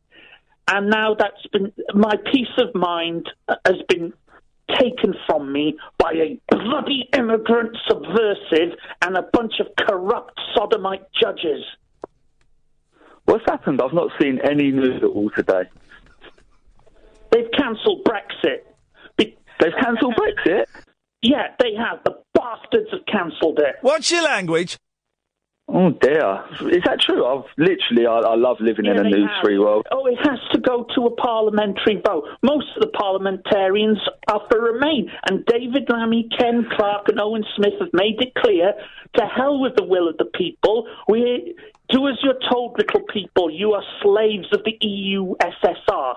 Well, no, I'm not. I'm bloody angry. I want to pick up a pitchfork or the nearest flipping weapon and start bloody beating these traitors and criminals. Oh, I'm willing to. It's a cop out that they've reversed it as well. No, I'll admit to you, that's definitely a cop out. If the majority voted on something, then you have to go with it. But I'll tell you. They was always going to do it. Is your name Bill? Yes. Bill. Well, I'll tell you something now, Bill. A couple of years ago, on Duncan Bark's show, when he was on LBC... Who? Censored. Yeah, I'm only joking. Yeah, well, he asked... I said that my biggest priority out of the EU, no messing about, no referendum, no nothing. And then he asked me, why didn't I want a referendum? And I said, it wasn't so much I was against a referendum, it was just that I knew if there was a referendum, it would be rigged by the press, rigged by the politicians, and if we did somehow miraculously vote to come out of the EU, they would undermine it, cancel the vote, they would make us vote again until we give them the right result. And my prophecy is coming to pass, and it sickens me, because you know what this means now. If this is it going to be another vote? No, they won't even have. Oh, so it's not even you're not even getting a vote. They're going to force us to stay in against will, and that's going to lead to a civil war. And I'm telling you, they're heading for the biggest constitutional crisis since 1642. Well, Do we want men, women, and children slaughtered on the fields of England? Because a bunch of corrupt politicians and the media and the George Soroses of the world want to make us slaves to their far left. I get what you're saying. World order. I get what you're saying, Jonathan. You're a very deep thinking person as well. You think now, future, present, everything. But listen, you can't take it all on your own shoulders, mate. Have to. I wish I didn't care. That would be the easiest thing in the world, but I can't, because injustice sickens me. You can only sort out your own peace of mind. The worst thing about it is the people perpetrating these crimes and supporting these crimes, they are so self-righteous. They think they're the victims. They're the ones that are put upon. And they go running to a corrupt establishment to prop them up. And do you know what? A lot of people would not disagree with that. And do you know what? You're talking sense, and I listen to you a lot. I hear you on the show a lot. And do you know what? When you talk like this, you're spot on. You get your opinion across. Apart from, if you leave the violence out and all the other stuff, you've got a point. That's why I wanted it to be a clean fight, because I knew if it were a clean fight, we would win. We still won despite all the dirty tricks, and now they want to rob us of that. Can I be devil's advocate with you? To be fair, with the Brexit, I didn't vote because I kind of didn't really understand. So I thought, you know what? I don't know what I'm voting for. I'm not going to do it. But with the Brexit, even though it came in straight away, it sounded like, the people were still going to stay here. People are still going to be able to get in. We still would have traded with Europe. So do you know what I mean? Did you get what you wanted from the initial vote, or did you feel let down? I see Brexit, and I see the alt-right in general, as rather like a village. Everyone has their own home, and we all get along, we all help out, but we have a home for the Joneses, a home for the Williams. Everyone has their home, and we all get along, even though we all have our own separate homes. Ideal. And that's what I see the world like. That is, in fact, what nationalism is meant to be. A home for the Brits, a home for the French, a home for the Ghanaians, and we all trade and we all get along and we all be good neighbours and get along with each other. What I am objecting to are a bunch of evil, self-serving fascists, and they are fascists, telling us we have to have 12 people from some other neighbourhood living into our homes, and if we don't agree to it, we're going to be persecuted. We're going to be called red. Hang on a second, Bill. Maybe you can calm things down, Bill. I'm trying, I'm trying. I know you're doing brilliantly. I didn't know you were such a deep thinker. Maybe you could calm Jonathan down by singing about Brexit to him. Do you think you could do that? Hear? Yeah, Jonathan. If Jonathan wants that, I can do that. Have a go. Go on. Listen, Jonathan, you're making a very reasonable point, and I don't really believe that you're racist. I just believe that you've got extreme views. But listen, Brexit, in or out, whether they shake it all about, that's what you knew they were gonna do. So you gotta retreat to Planet Jonathan and just stop watching the news. And then you'll be a happy man. And you just live in oblivion. And then you just realize nothing matters and you're your own government. Yeah. Hello? Hello. Did you hear that? I heard it, and I raise you Barry Goldwater. Let me give you a challenge. Switch off all news and everything from political, everything. Switch it off and see how you feel in a week. It's brilliant. I wish I could, but the world's far too important, and there are far too many people who have switched off already. I think they have, and that's why I will end it there. But remember, guys, if you missed the big news, this is what's happened. They've cancelled Brexit. Late night Iain Lee on Talk Radio. We have ways of making you talk. They've cancelled Brexit. Are you mad? It's a really busy night, guys. 03, we got some phone lines free for the first time this hour. So give us a call. Catherine is working her way through them. It may take a little while to get through changing the phone number from the 08 to the 03, thereby making it just pence for most people, or pence for some people, free for a lot of people. The best thing this station could have done. Thank you, News International. Is that what the company's called? News Corps. News Corps. Thank you, Global. No, that's the other guys. Those are the bad guys. Thank you, Mr. Murdoch. You made my job a whole lot easier. 0344 499 1000 standard rate, or it could be free if included in inclusive minutes. We call you back, but it means that Catherine is having to work harder because there are more calls. So keep trying. Ray's on the line. Good evening, Ray. Oh, how on earth do you follow that last call? That's incredible. You don't have to. Well, I'll give it a go. I mean, really, someone should put him in a room with Morrissey and Tom York, and hopefully one of them will say, "Look, come on, lads, it's not that bad. Life isn't that dark." Well, I do. I want to film a sitcom at home with Jonathan, and me and Jonathan, we live together. That's the only idea I've got so far. But my goodness! I mean, what you got for us, Ray? Well, it was such a delight to hear "Hello, John, Got a New Motor," and that song appeared in a series of adverts as well, don't you?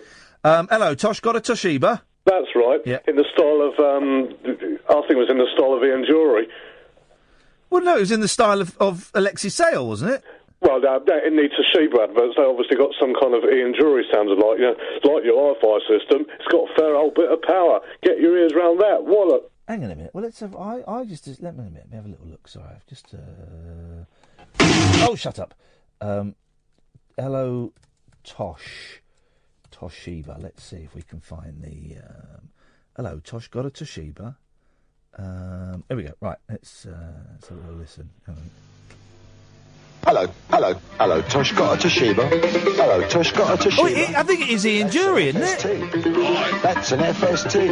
It's the flattest, squarest tube. It's the flattest, squarest tube. They ain't half built well. Of course, every Toshiba component is stronger to last long. That is Ian Jury. That's not an Ian Jury sound-alike. That is Ian Jury. The man himself. I was never a fan. And it goes even further. The reggae artist Pat O'Banton, he did a reggae track called "Hello Tosh." I dare you to seek that out. Hang on a minute. So the advert is a cover of the song. Yeah. But then Pat O'Banton, the Irish reggae star, did a cover of the advert. Yeah, "Hello Tosh, got a Toshiba" in a reggae style. We're doing it in the reggae style. Well, it just goes to show that just when you think you've learnt everything there is about modern popular culture, Ray, something comes along and hits you upside the head. Yeah, there's a whole world out there to discover. There certainly is, Ray. Thank you very much indeed. 0344 499 1000. I'm Iain Lee. This is Talk Radio. Unmissable late night radio with the original king of unconventional conversation. Make contact with Iain. Late night Iain Lee on Talk Radio. We'll get you talking. I want to share this. Oh, no, hang on a minute. The computer's gone. I want to share this. They've cancelled Brexit. With everyone, because I think it would make an excellent ringtone or a text alert. But I don't know. You can't upload MP3s to YouTube, to Twitter, can you? You can't put it on Twitter, so... They've cancelled Brexit. So how do I want to share that? What's the best, easiest way that I can share that now so that you can all just grab it, like a rabbit. And what was that song? Like a rabbit, gonna grab it like a rabbit, gonna have it till the night is gone. Gonna do it to you, gonna do you sweet banana like you never been done. Like a rabbit, gonna get high, high, high. Paul McCartney. Like a rabbit, gonna grab it, gonna have it in the midday sun. Gonna do your sweet banana, something like that. It's a Paul McCartney song. I believe the sweet banana is a reference to his banana-flavoured penis, where you would peel. No, anyway, SoundCloud, is that? Can people just grab it from SoundCloud? It sounds very... I'll have a look. I've got a SoundCloud. Have we got a SoundCloud? Can you just put it on SoundCloud? All right, Ed, there we go. So the easiest way for me to do it is to ask Ed to do it. That makes sense. How are you, Ed? We've not heard you for ages. You all right? Yeah, doing well. My sister went and saw was it Tom? Tom, yeah. The Priscilla Queen of the Desert. Was it amazing? She loved it. She went backstage and everything. Awesome. Did your family go? No, I'm in touch with Tom at the moment. We're just sorting a date now. I thought Tom had flown back. No, he messaged me saying I can still sort your tickets. I think that's a scam. Has he asked for your bank details? He did, and I gave him a credit card details. Yeah, and those last 3 numbers on the back of the card. Yeah. Sucker. Sucker. My sister was the hot patchouli, and Ed's family are the meat and 2 veg of Tom's scam. 0344 499 1000 is the telephone number if you want to give us a call. Standard rate, could be free, could even be free to call, and then we call you back. Honestly, it's the best deal around. And if you're a new listener, and we've got a lot of new listeners, thank you very much indeed, up 52% over the last 3 months, thank you. Then tonight's has been an odd show to kind of start with, really. But I appreciate you. I appreciate you guys making the effort. Sometimes we do heavy stuff. Generally, we do light stuff. More often than not, we talk utter nonsense. And you are welcome to call in. Let me set the stall again, because we have got a lot of new listeners, and perhaps it would be appropriate if I did this. Carl, I'll come to you in a second. 0344 499 1000. If you're kind of just flicking through your dial, and maybe you remember me from, I don't know, the 11 o'clock show, or from Rise, or from LBC, or whatever. And maybe you're just a fan of speech-based radio. Welcome. You're in the right place, but this is a late-night phone-in show, unlike any other late-night phone-in show. You know the other stations right now, most of whom, if they're a BBC local station, we're beating. They'll be talking. Well, they'll be talking about the fact that they've cancelled Brexit. That'll be a big phone-in. They might be talking about the football. They might. What's on the front page of the? They might be talking about how cold it was. The poppy thing, the football. They could be talking about any of those things. And the way those things generally work, those shows generally work, is that for an hour they'll talk about the poppy, and then the second hour they'll talk about Brexit being cancelled, and then the third hour they'll talk about old kids shows and sweets from the 70s and things like that. And that's fine, and that works, well, it works very well for some of them. It doesn't work particularly well for others. I've seen the stats. And there are plenty of shows. There are 30 shows on at the moment where that's the theme. That's how they work. There is only one show on at the moment, this show, where we don't follow that formula, where I will sit here and I will talk about my day, and I will talk about some things I've spotted in the newspaper, and we'll speak, maybe something happened to Catherine, and we'll find that out, and we'll talk about that. Or maybe we'll play a silly game. And you, the listener, are welcome to dive in at any point you want. And I'm not going to ask you a question. There's not a big question that I know a lot of you. I do get emails and tweets from people saying, you should really ask a question. That would encourage more people to call in. If you asked a question, then more people will call in. Well, yeah, maybe, but I think that you, as listeners, have been made to lower your standards, right? You've been made to lower your standards, and you listen to phone-in radio shows expecting to be made angry, expecting to have a target of hatred that you can point a finger at, expected to have an answer to a question, and generally an angry answer to a question. I think you're better than that. I think you deserve better than that. I think you want more than just to be angry. I mean, we had Jonathan phoning in to be angry. He's always angry, bless him. But I think you want more than just to phone up and have a go at Muslims and have a go at migrants and have a go at Brexit. And I think you want more than that. I'm confident of it. And that's what we're here for. You can call in about any of those things. You know, Jonathan did just call in about Brexit. You can call in about it if you want. You'll be very, very welcome. But you can also call in and tell me you've had a really crap day and you felt like jumping in front of a bus, or your kid did something stupid that warmed your heart no end, or you went and saw your mum and she made a really nice apple crumble. Whatever you want, literally. You want to phone up and make fart noises down the phone. You know what? It's not brilliant, but you can do it. You can do it. And I'm aware that I'm making my job harder by treading this path. I'm making Catherine and Ed's jobs harder, working on the show, by doing this. We can make it so much easier. If we'd done the first hour, instead of me baring my soul and telling you how I've thought about killing myself and talking to the Samaritans, if we'd done the first hour about the court's decision about Brexit, the phones would have been ringing off the hook. But you can get that on BBC London, and you can get that on LBC, and you can get that on BBC Manchester. You can get that everywhere else. Here, I'll stop talking, shall I? 0344 499 1000. We call you back. Kyle's on the line. Evening, Kyle. Evening, how you doing? Yeah, good, thank you, man. What you got for us this evening? Cool. Well, you always end up doing this. I always hear something, which is not what I rang up about. Hi, Hi, Hi, the Paul McCartney classic song, which I love, was banned by the BBC. Of course it was. Because they misheard it as Body Gun, didn't they? Body Gun? He said, let me get you ready. Well, in the lyrics, it says, let me get you ready for my polygon. Oh, I thought he said Body Gun. No.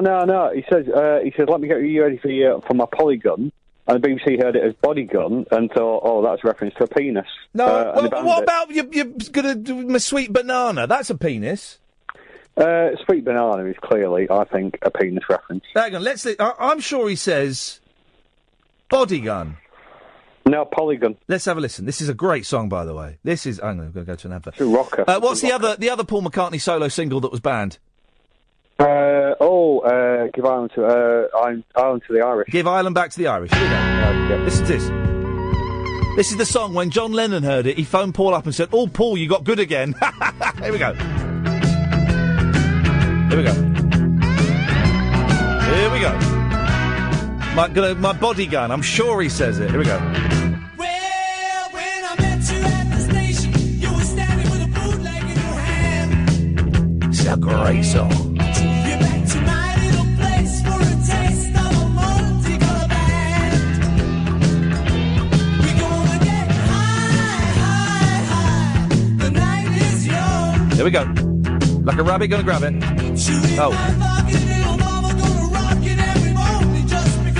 He's got a rocket in his pocket. That's a penis. We're gonna get high with the music on.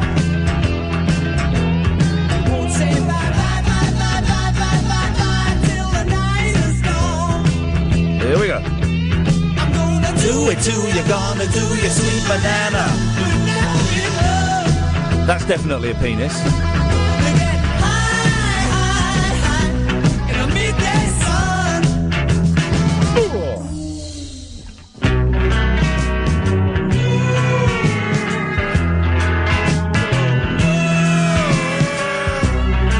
How far into it is it, Kyle? I think you've next verse, I think. Okay, right. Well, take off your face. Recover from the trip you've been on. I want you to lie on the bed. Get you ready for my polygon. That was it, bodygun. Polygon. Does not say polygon.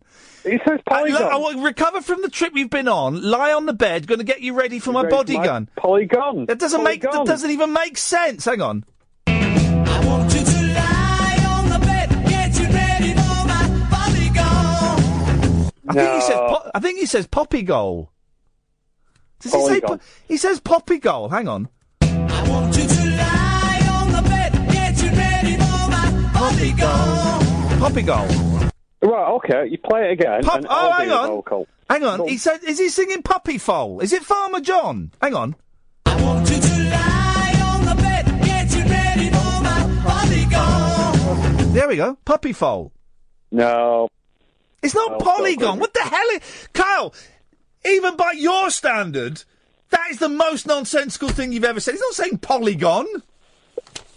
Well, that's what the lyric sheet says, and I believe him. Well, I'm going to get that lyric sheet. This is the second time I've threatened violence to a caller this evening.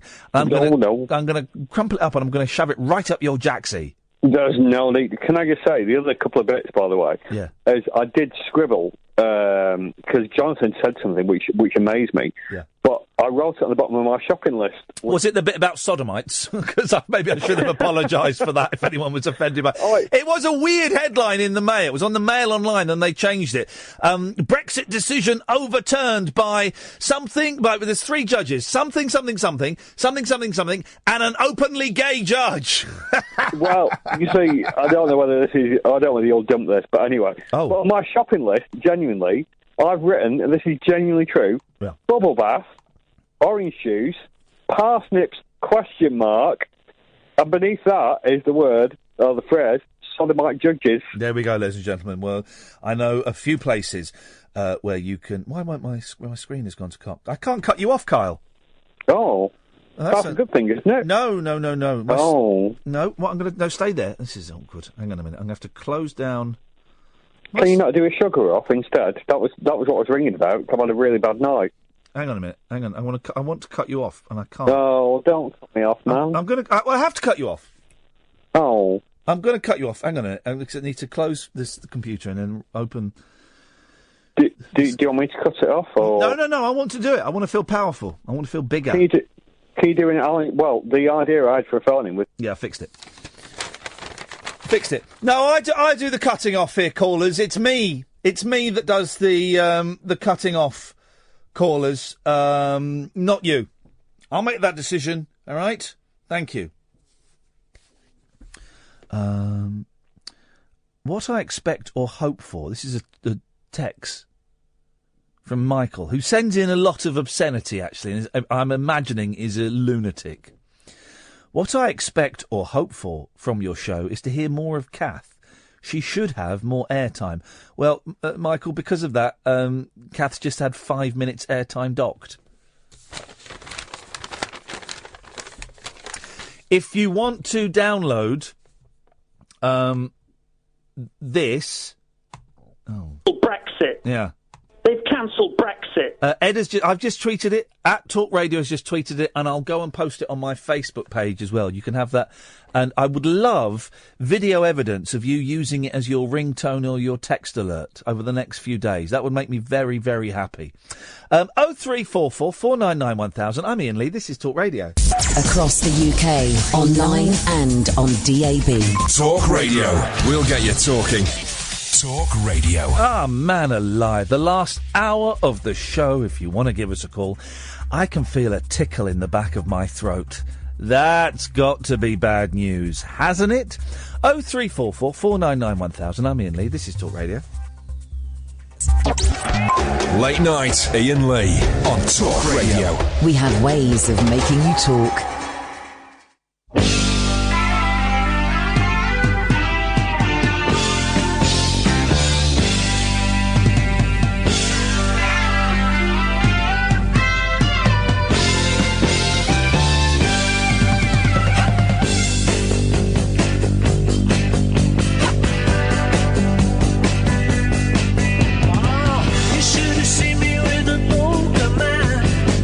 Better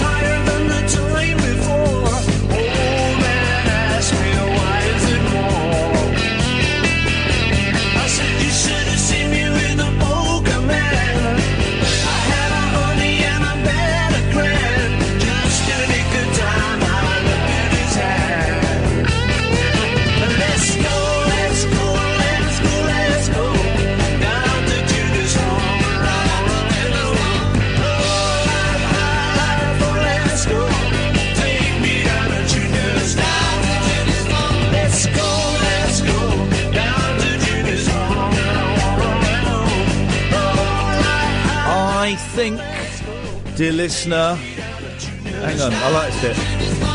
Everybody tag along. Take me down to Junior's Squad.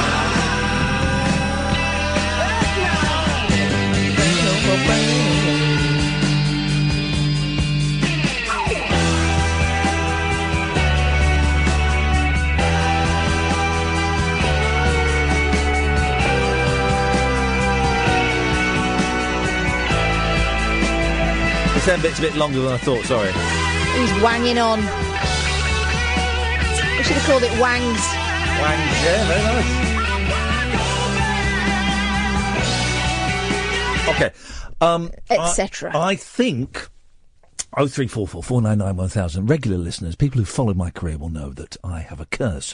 The curse is if I talk enough about old people, they die. Not just like old people in general, specific old people. Famous old people. Who have we killed in recent times? We killed Minder, didn't we? We killed God, so many stars. I think we might have just killed Paul McCartney. Well, no. And if that happens, I'm sorry about that. No, don't. I hope it's not the case. But I heard Scroobius Pip talking to Jeff Lloyd about Paul McCartney as well, so they should take some of the blame. No. We have to accept responsibility for the power we wield. For the power that we wield. Okay, but it's mostly you. Anyone think that this whole Brexit thing is going to get much nastier before it gets anywhere? Can you just remind me of the headline? Yes, for those of you who have missed it, there has been big news. They've cancelled Brexit. Now available as a ringtone. But I'm not really on Facebook. I am a little bit, and I'm going to come off it because the people... my relatives are really angry. Yeah.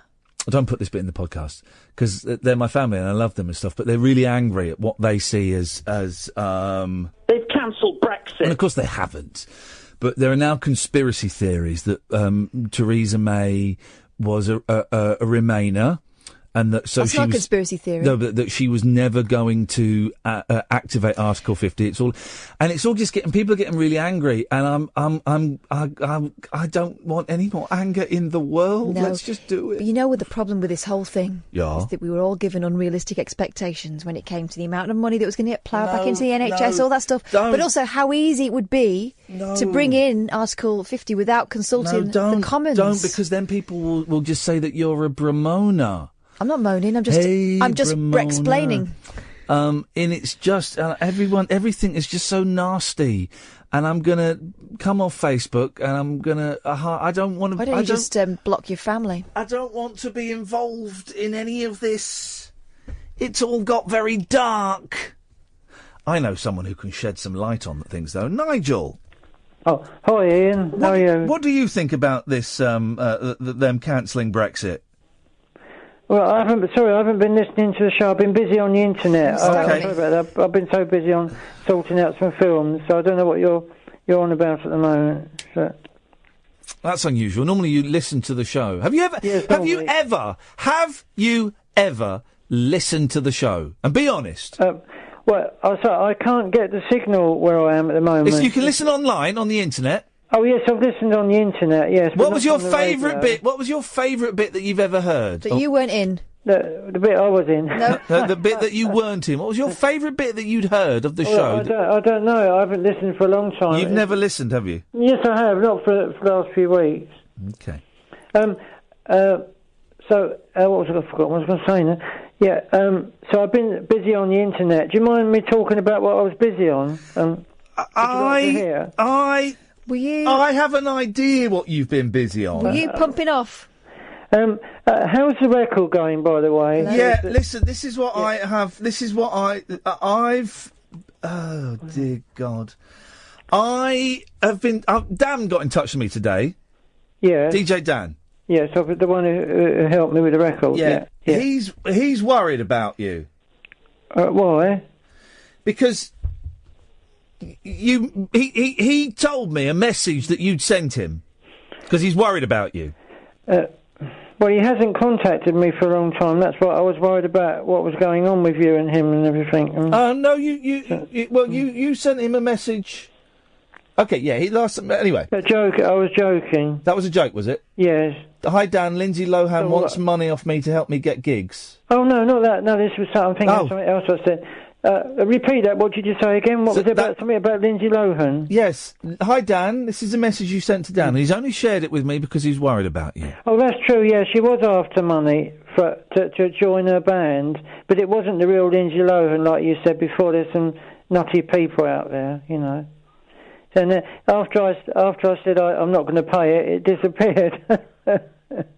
Of course, you know. He was right. They're not always the original people, are they? They're never the original people, are they?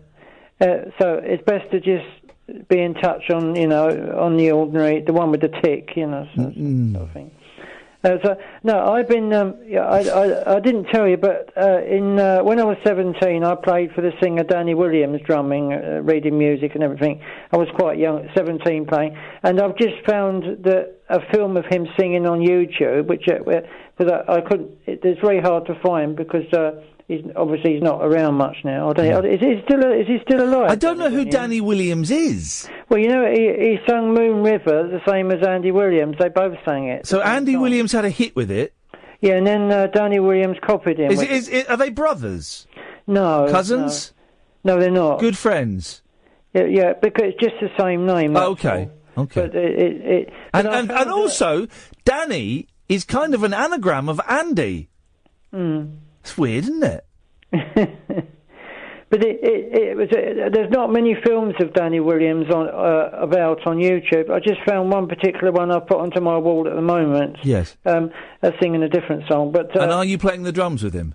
Well, you can't see the band. It's in the background. You wouldn't see the band. No. It's just him and on his own, Right. But I did sing. I played the drums with an actual orchestra at the time. Wow. It was in Traders Pink.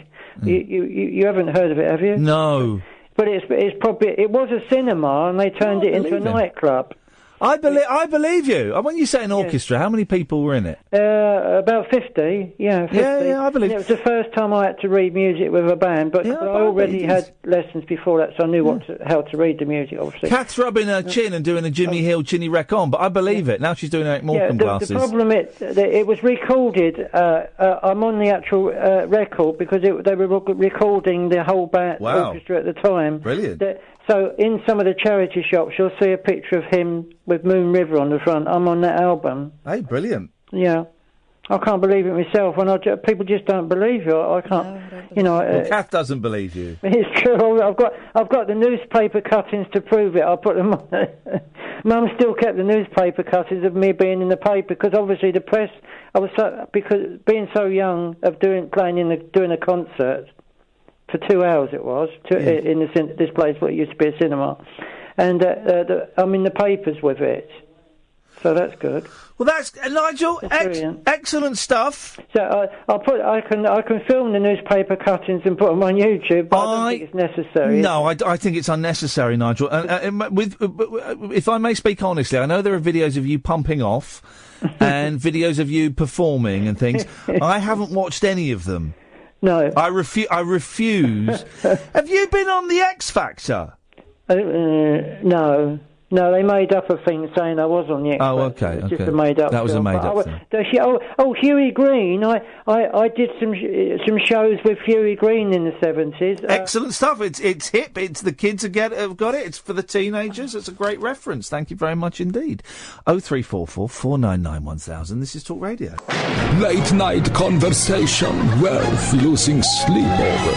Iain Lee. On air and off the leash. On Talk Radio. We have ways of making you talk. Scientists, you've done it. Go home. You've finished. There is no more sciencing to do. Oh, how so? Roboplop. Oh. They've invented a robot that can do a poo. What? We're done. What? Our work here is done. Close the laboratories, burn the equipment. There is nothing more to achieve. May I ask, what is the practical application for that particular facility? It's only by plopping can a robot in any way achieve humanity. Right. When it does one, is it nuts and bolts that fall out? That's just demeaning. Robots are people too. Well, they're not. A self-powered robot which eats organisms to digest in an artificial gut and then has a poo has been built. Is that the terminology they're using? It slurps water containing biomatter. Yeah, I know what that is. And converts the energy into electricity. Oh. This is the final touch on the sex robots, for those that are into... Is it? Waste is expelled from the cyborg's bottom. Oh, it's got an exhaust pipe, is what they're saying. And the process begins again at the University of Bristol. Those perverts. This is great. And do you know why they're building these? Not for the sex robots. When do we get the sex robots? Well, the Daily Star gives you a new facet on the sex robots virtually every single day. They're very excited about it. Can't wait for those. It's as if it's owned by a pornographer. I'm probably not going to buy the first tranche of sex robots. It's going to be too expensive. I'm going to wait until about 5 years down the line when they'll be much more affordable. Experts hope self-sustaining dumping robots can clean up after chemical or nuclear spills. Well, let's hope they can clean up after their own spills from their robotic anuses. Dennis! Good morning. You must have seen so many changes, good evening, in your life and so many developments. Surely a roboplop has got to be the crowning glory of all the science that you've seen in your 97 years. Some things come and go.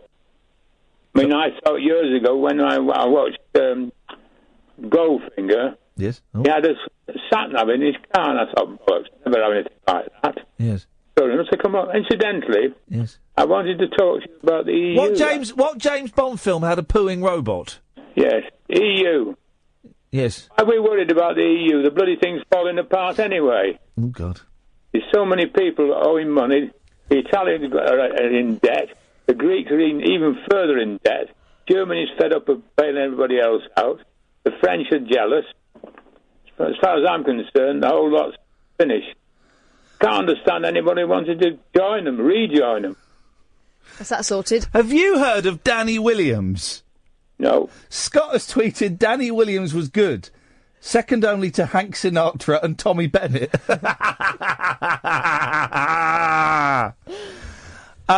Well, Dennis, don't panic. Don't panic. I don't panic. Well, don't panic anymore. They've cancelled Brexit. It's all done. Yeah, perhaps it is. People are sending me remixes of that. Would you like to listen to some remixes of that, Dennis? Yes, why not? OK, here we go. This is from C. Jester, who has done a couple of memes for the show this evening. Both of them have been spelt wrong, but fair play. Let's have a listen to this. This is the trance remix. They've cancelled Brexit.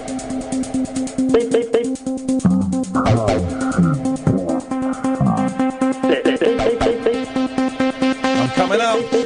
I'm coming up. Yes!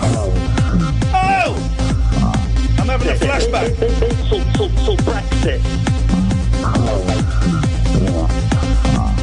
They've Brexit. Okay. I don't imagine that's your thing, Dennis. Whoa. Was that your thing, Dennis? No, nothing. I was having a flashback there. This is from Dan. Let's have a listen to this. Hang on, let's see what Dan's done. Keep these coming, guys, by the way. These are great. Here we go. Oh.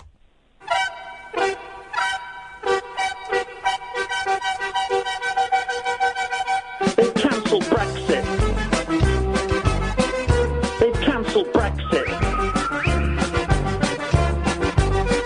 They've cancelled Brexit. They've cancelled Brexit. They've cancelled Brexit.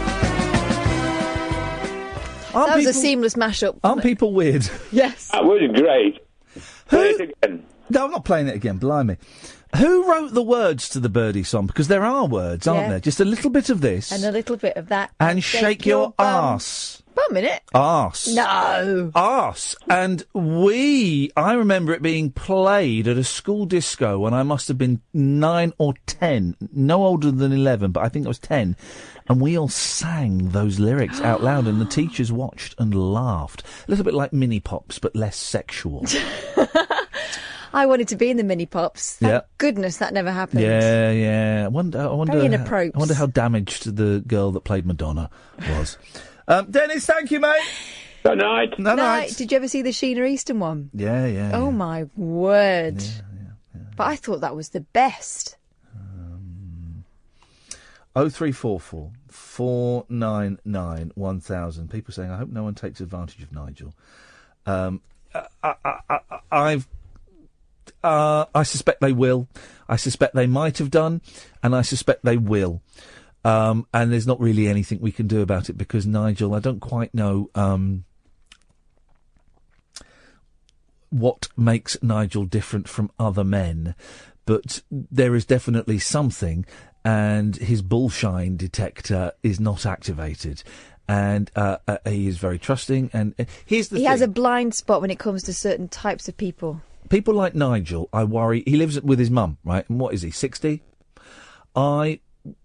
People like Nigel, I worry about what will happen when their primary carer dies. And I know he's not listening, so but I would say this to him actually.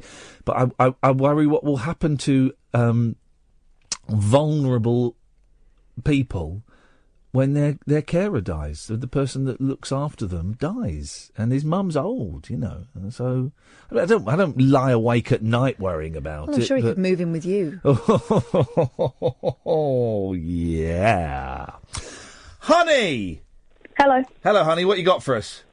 Well, I'm kind of sad because I missed the first half an hour of the show, and it sounded like it was really good. We'll put it out as a podcast, I believe. We're talking to James from the Samaritans, who was excellent, and it was all very good. We'll put that out as a podcast. I've uploaded it to my YouTube channel. Thank you to Matthew Stevenson, who sent me a little video of it, so it's up there already. But yes, it will go out. Never mind, honey. Oh? Well, I have a question. Yes? What is the best film ever made? I know the answer to this, but let's get Catherine's incorrect answer. Well, my favourite film... No, that's not the question. The best film ever made. Yeah, and that is the question that has got to be answered. The best film ever made would have to be... Oh, easy. National Lampoon's European Vacation. Yes. It is good. Well, no. It is good. It's awesome. It's awesome. Buckingham Palace, kids. Houses of Parliament. New looks.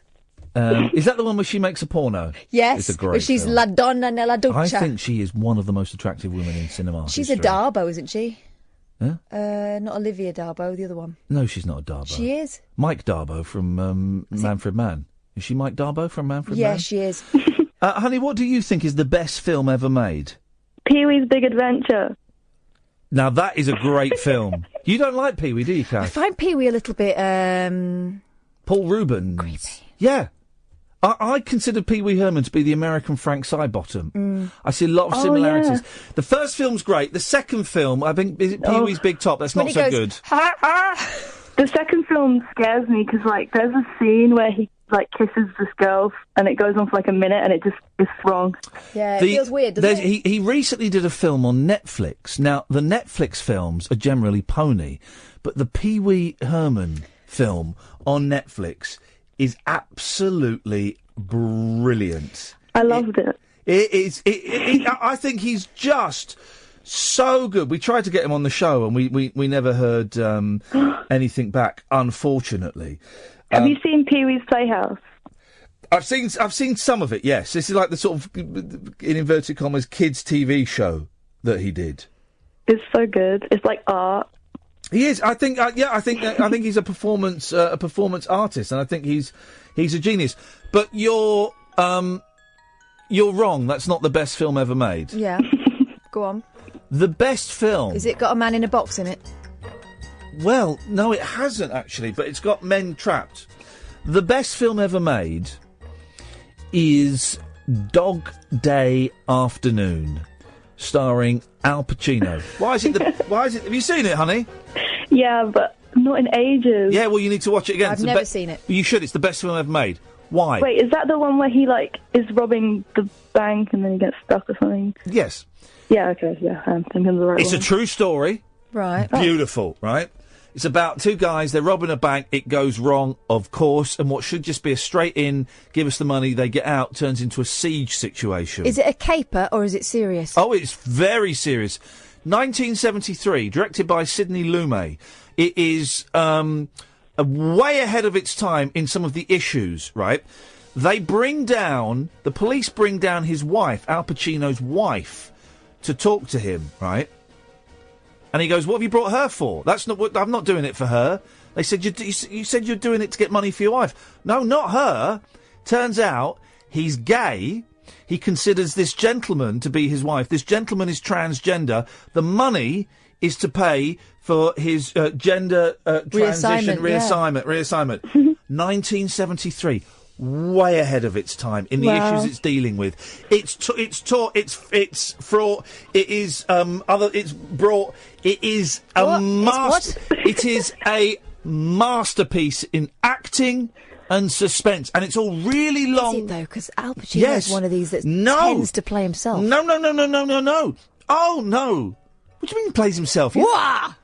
Say hello to my little friends. Well, he's not Cuban. Well, no, he's not. He's not Cuban. He might use the Cuban heel. But he's Actually, Yes. have you guys have any of you two seen the Charlie Chaplin film City Lights? Yeah, Charlie Chaplin's not funny. Next.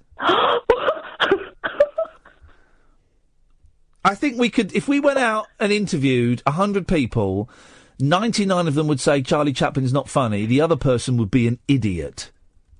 Well, I'm the other person. Thanks very much for calling, honey.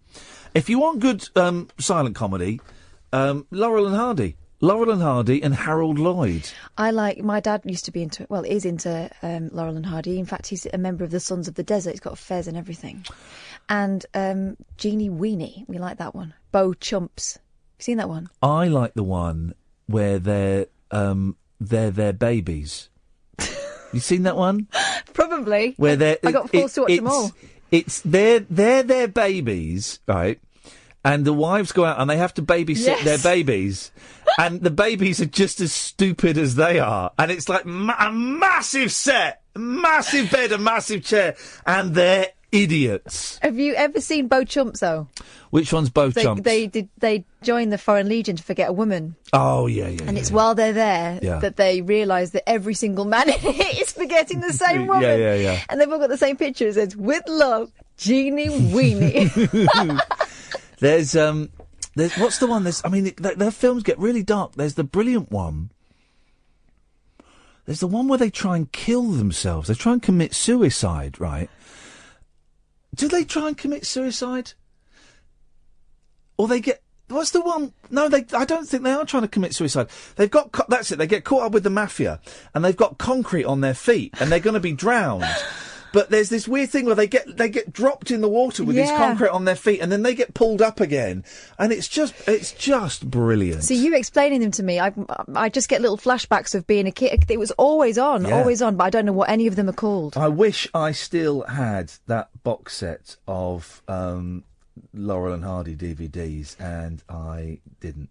My dad took us to the Laurel and Hardy Museum once in Ulverston, and it's basically a house full of all their stuff. Wow. It's like someone's collection, clearly. The wife said, if you either put this on show or I'm chucking it out. There was that was the weekend we went to see the Laurel and Hardy Museum, and then we went to the Pencil Museum. Oh, in Birmingham? No, that was in the same area. No, the Pen Museum. The Pen Museum is in Birmingham. Yes. Catherine says, Ian, if Dennis dies before tomorrow night, his last call will be about the Birdie song. You forgot. We were going to try and do something big and important at the end of every phone call. We're getting close to his last phone call. 0344 499 1000 is the telephone number. G, come to you after this. Late night Ian Lee on Talk Radio. We have ways of making you talk. Brats is the one. Yes. Where they're their own kids, Brats. It is very, very good. And he's still got a moustache, hasn't he? Yeah. Did you know that Stan Laurel had red hair? No. Yeah. No. Fact. No. True. Did you know that he once dug a grave in his back garden and told his wife to jump into it? Yeah, I think I did. Yeah, he was a very tortured man. Very damaged. Complete.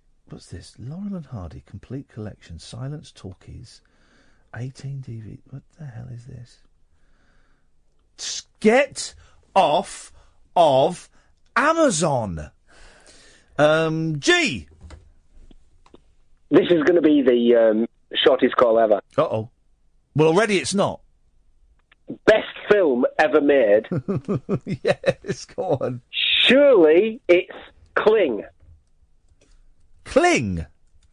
Yeah. What's Cling? Cling film. Oh, my. He's gone. Oh. He's gone.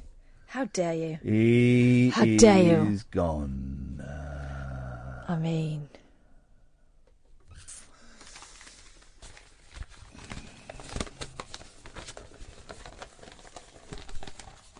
I'm appalled by that. Get off Amazon. I can't. I want to buy that box set again.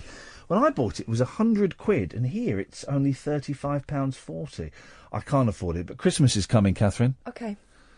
Get off Amazon then. Otherwise you'll be on the naughty list. Let me see if you can get it. Stop it! On eBay. Let me just see if you can get it on eBay. This is not... Healthy! No. Laurel Hardy box. Anyway, what are you shopping for it for if it's on your Christmas list? Oh, yes, hang on a minute. I can get it for £9.50. And then packaging for it is? £55. No, I can get it for £9.50 plus £4.95. Shall I put a bid in? Do what you think is right. Or it's much cheaper on Amazon. I'll get it on Amazon. Don't worry. I'll sort it out. Don't. Why? You're going okay. No, don't get it for me for Christmas. I'm teasing. I'll never watch it. It's silly.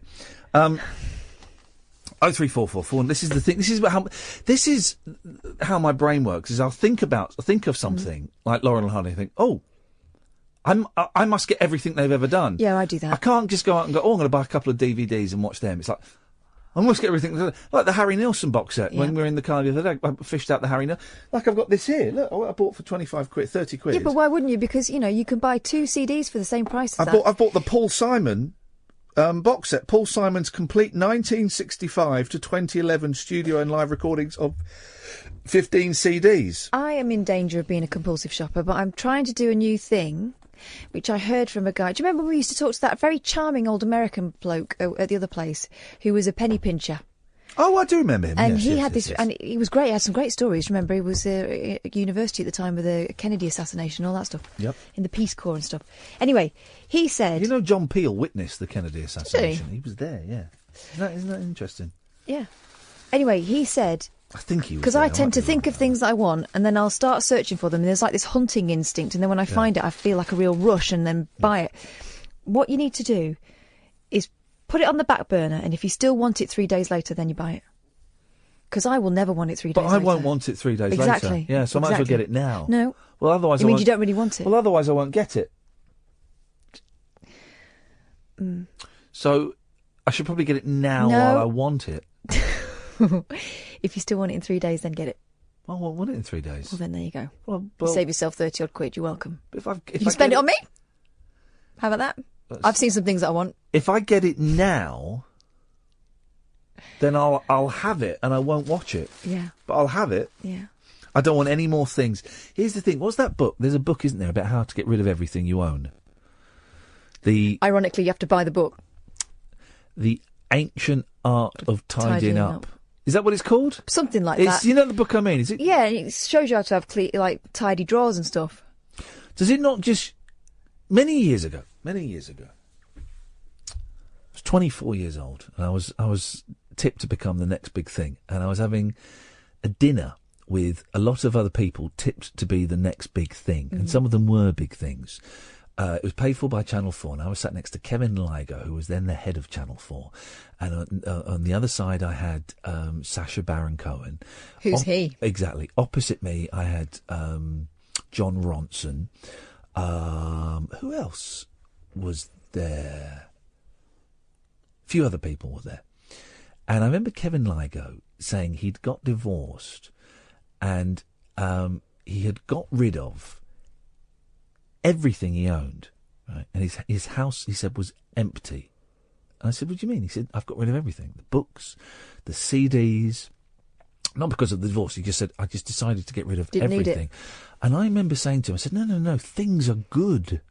Things are good to have. He said, no, one day you'll get that we've got too many things and you don't need things. I mean, it's easy to say that when you're a multimillionaire, as he was. And I get it now. I've got too many things. And I'd love to just be able to just get rid of all of them. Keep my clothes. See, already I'm keeping stuff. Keep the clothes because you need them. Yeah. And then I was about to say I'll keep some of my books. Well, I don't need to because you can get books from a library. You know, you don't need to own these things. I've got all these CDs and all these records, and I had a big clear out of CDs, and I got rid of about 400, and I'm back up to having about 600 of them again. And all of these records, and I keep thinking, well, I could get rid of all of them, but I'd really like to keep my Monkey stuff, and I've got that guitar, and I'd like to. It wouldn't be great just to be able to let go of all of that, and I'm not able to let go. No, I don't think many people would be at the moment. But I've got a bookshelf full of books that I will never read again, but I keep them because they're like a little marker of your life, aren't they? But it's silly because actually...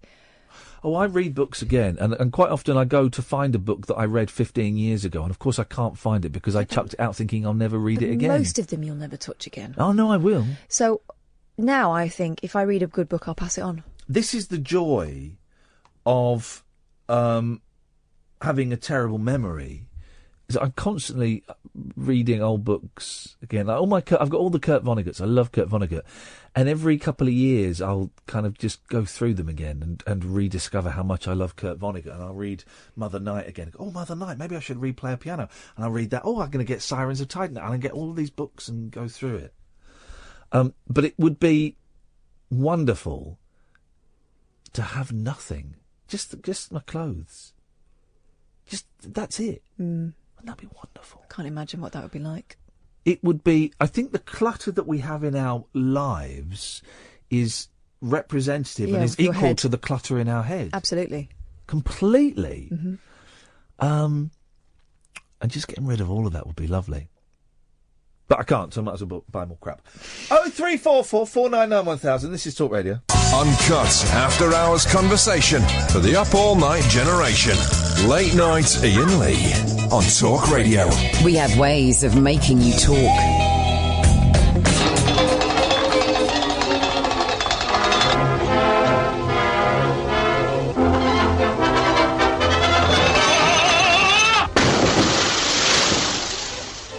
What I saw? Certainly. You know who they are? They're our twin brothers, Stan and Ollie.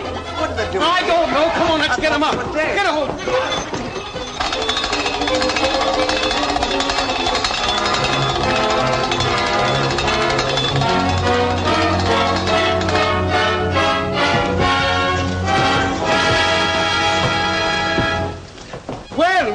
Well, hello, Ollie. Hello, Bite. Gee, it's great to see you.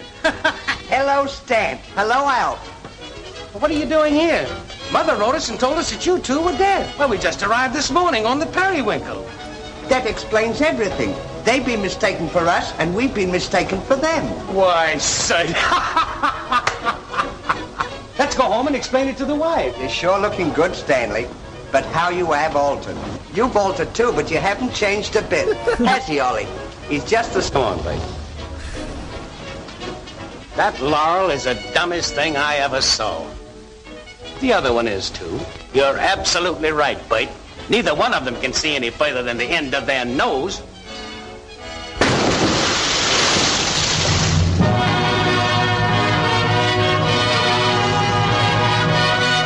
Love it. Love it. I love it. And I love the fact that they always play the same characters in their films, and they're always wearing the same costume. I think maybe in some of the earlier ones they're not, but for most of their films they're in those suits with the bowler hats. I think even in the cowboy one they are, aren't they? In the cowboy one, Way Out West, yes, that's a later one.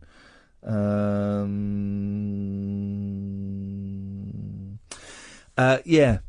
But I think there's one where I remember one where they're dressed up in lederhosen, but they might still have the bowler hat. I'm not totally sure. Not totally sure. 0344 499 1000 is the phone number, but I suspect that you've all decided you don't want to call, and that's fine. There's It's cold. They're all under the duvet. It's cold in it now. It's winter now. Chocolate doesn't taste like chocolate anymore, does it? I've really been having a lot of trouble with Nestle. In that I've been buying their Nestle products. It tastes a bit European, doesn't it? It does. And I know that, because I thought Kraft had taken over Nestle, but they hadn't. Kraft have taken over, is it Cadbury's they've taken over? Yeah. And they have changed some of the formulas, yeah. They've changed the milk and the fats, I think, that they use, so it has a different taste. But I had some Yorkie bar buttons the other day were coming, and they were horrible. They just don't taste quite as rich, do they? They don't taste of chocolate. No, it's more sweet, but it's not. Yeah, which is a good thing, you know, because if I want to lose weight, well then great, they've made chocolate that I don't like the taste of. But it's all changed its taste, and it seems my dad used to love what do they call chocolate buttons, but like white chocolate buttons with the hundreds and thousands on. Jazzies. Is that what they're called? Yeah. I don't think horrible. I don't think they were called that down south. They were called Jazzies. But no, they weren't. Yeah, they were. But my dad liked the really cheap ones from the market. Yeah, it's slightly dusty. Yeah. I used to love them. My granddad used to buy me big. It was always a massive jar of. You know, he'd never just buy me a bag of it. It was always a sort of catering pack from the market, and they're always a bit dusty. Do you remember Cinder Toffee? No, mate. It was like the non. Are we doing old sweets? A bit, yeah. Okay. But it was like the non-factory-made version of Crunchies. Oh, I do remember that. You get a big bag of it. Yeah, it's all bits. That was called honeycomb. Cinder Toffee. Honeycomb. But it was covered in chocolate. Dusty chocolate. Yeah, or you could get it without the... We used to get it without the chocolate. Honeycomb. Well, then it would be honeycomb, you're right, yeah. A randy couple gave city workers an eyeful. Good grief. With a 20-minute... What was it, 20-minute? Session. Romp. Oh! They weren't romping, though, because she was pressed against the window. Against the hotel window. What do you mean they weren't romping? Romping to me requires a little bit of movement and up and down. Oh, he was going up and down. She was doing her best to hold the squeegee. They were spotted. I wonder if she was doing that thing with her nose, you know, when you sort of do the pig nose. Or do that thing I can never do where you blow. The frog mouth. I bet she probably did at some point. They were spotted having... I pity the fool's got to clean that window. Oh, I mean, that's going to really... Bad enough with fingerprints, isn't it? Well, the natural conclusion of that is fanny prints. That's the natural conclusion. And boobs.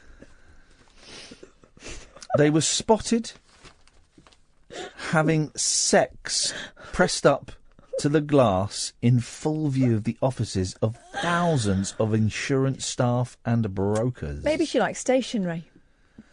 The room at hotel chain Motel 1 was opposite St Clair House in Aldgate, East London. I know it well. One worker said, "People found it very funny to see people having sex in the middle of the working day while sitting at your desk." Huh? Listen to this sentence. No one ever said this sentence.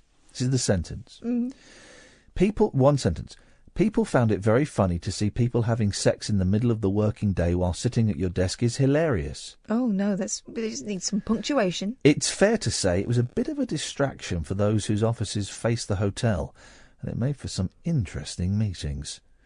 They were clearly enjoying themselves, but must have known they were being watched. They had the curtain pulled aside. It was the middle of the day, and they were facing an office block.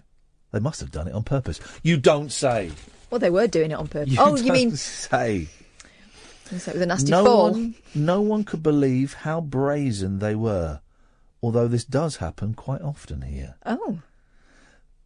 About once a month, people in this building seem to catch someone at it through a hotel window. If they put their binoculars in the right position, yes. The hotel has become rather famous for it among people who work here. Oh, here we go. This is nice. I like this souvenir. The romp was filmed. By someone who was disgusted. And the video obtained by The Sun shows the naked... And I do hope The Sun... the video is online. Now that we're owned by The Sun, do we get free access to... We must have like an office login to their website, mustn't we? I think it's free anyway now, isn't it? Oh, there we go. Yeah, they took the paywall down some time ago. Oh, did they? Mm-hmm. Where do we find this video then? Type in filth. Prince and the Porn Star, put down the scraper. Could be it, but it's not. Put in romp. Hotel 1. Search romp. Let's have a little look. Let's see what we got here. See what we can find. I mean, that's like throwing a net into a very full sea. Well, that's an interesting headline. Sex tragedy. Woman bleeds to death after romp with street cleaner who drank herbal potion to increase size of his manhood. Good grief. Wowzers. Things that go hump in the night. Where is this goddamn sex video? I want a sex video, son. But Hotel 1. That's what I'll be saying to my kids when I'm in a care home. I want a sex video, son. Here we go. Room with a view. Here we go. Randy couple filmed having sex in hotel window in broad daylight. Let me just check that. Sorry? Just to see. Hang on a minute. Here we go. Press play. Oh, they've pixelated her entire body. What use is that to anyone? Oh, we'll come to that in a minute. The footage, believed to have been filmed on Monday, was sent from one city worker to another via WhatsApp and is now thought to have been seen by thousands. It's unclear whether the couple were caught out or whether they did it as a stunt. Or it was Halloween on Monday, remember? They might have been ghosts. We're having a spooky bunk-up. Trick or treat. Motel 1 above, which opened in December 2014, is called a budget designer hotel. It has 291 rooms, starting at £98 a night. It says... there we go. Happy guests and happy staff are at the heart of what we do. And smeared windows. Oh, blimey. Oh, blimey. I mean, that is...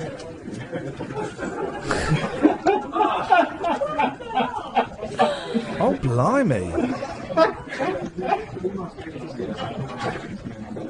Struth. She's not shy, is she? God, no. Fair play. They filmed it. They've not done it in portrait. They've done it the other way, which is great news. Gosh, she's going to break that window.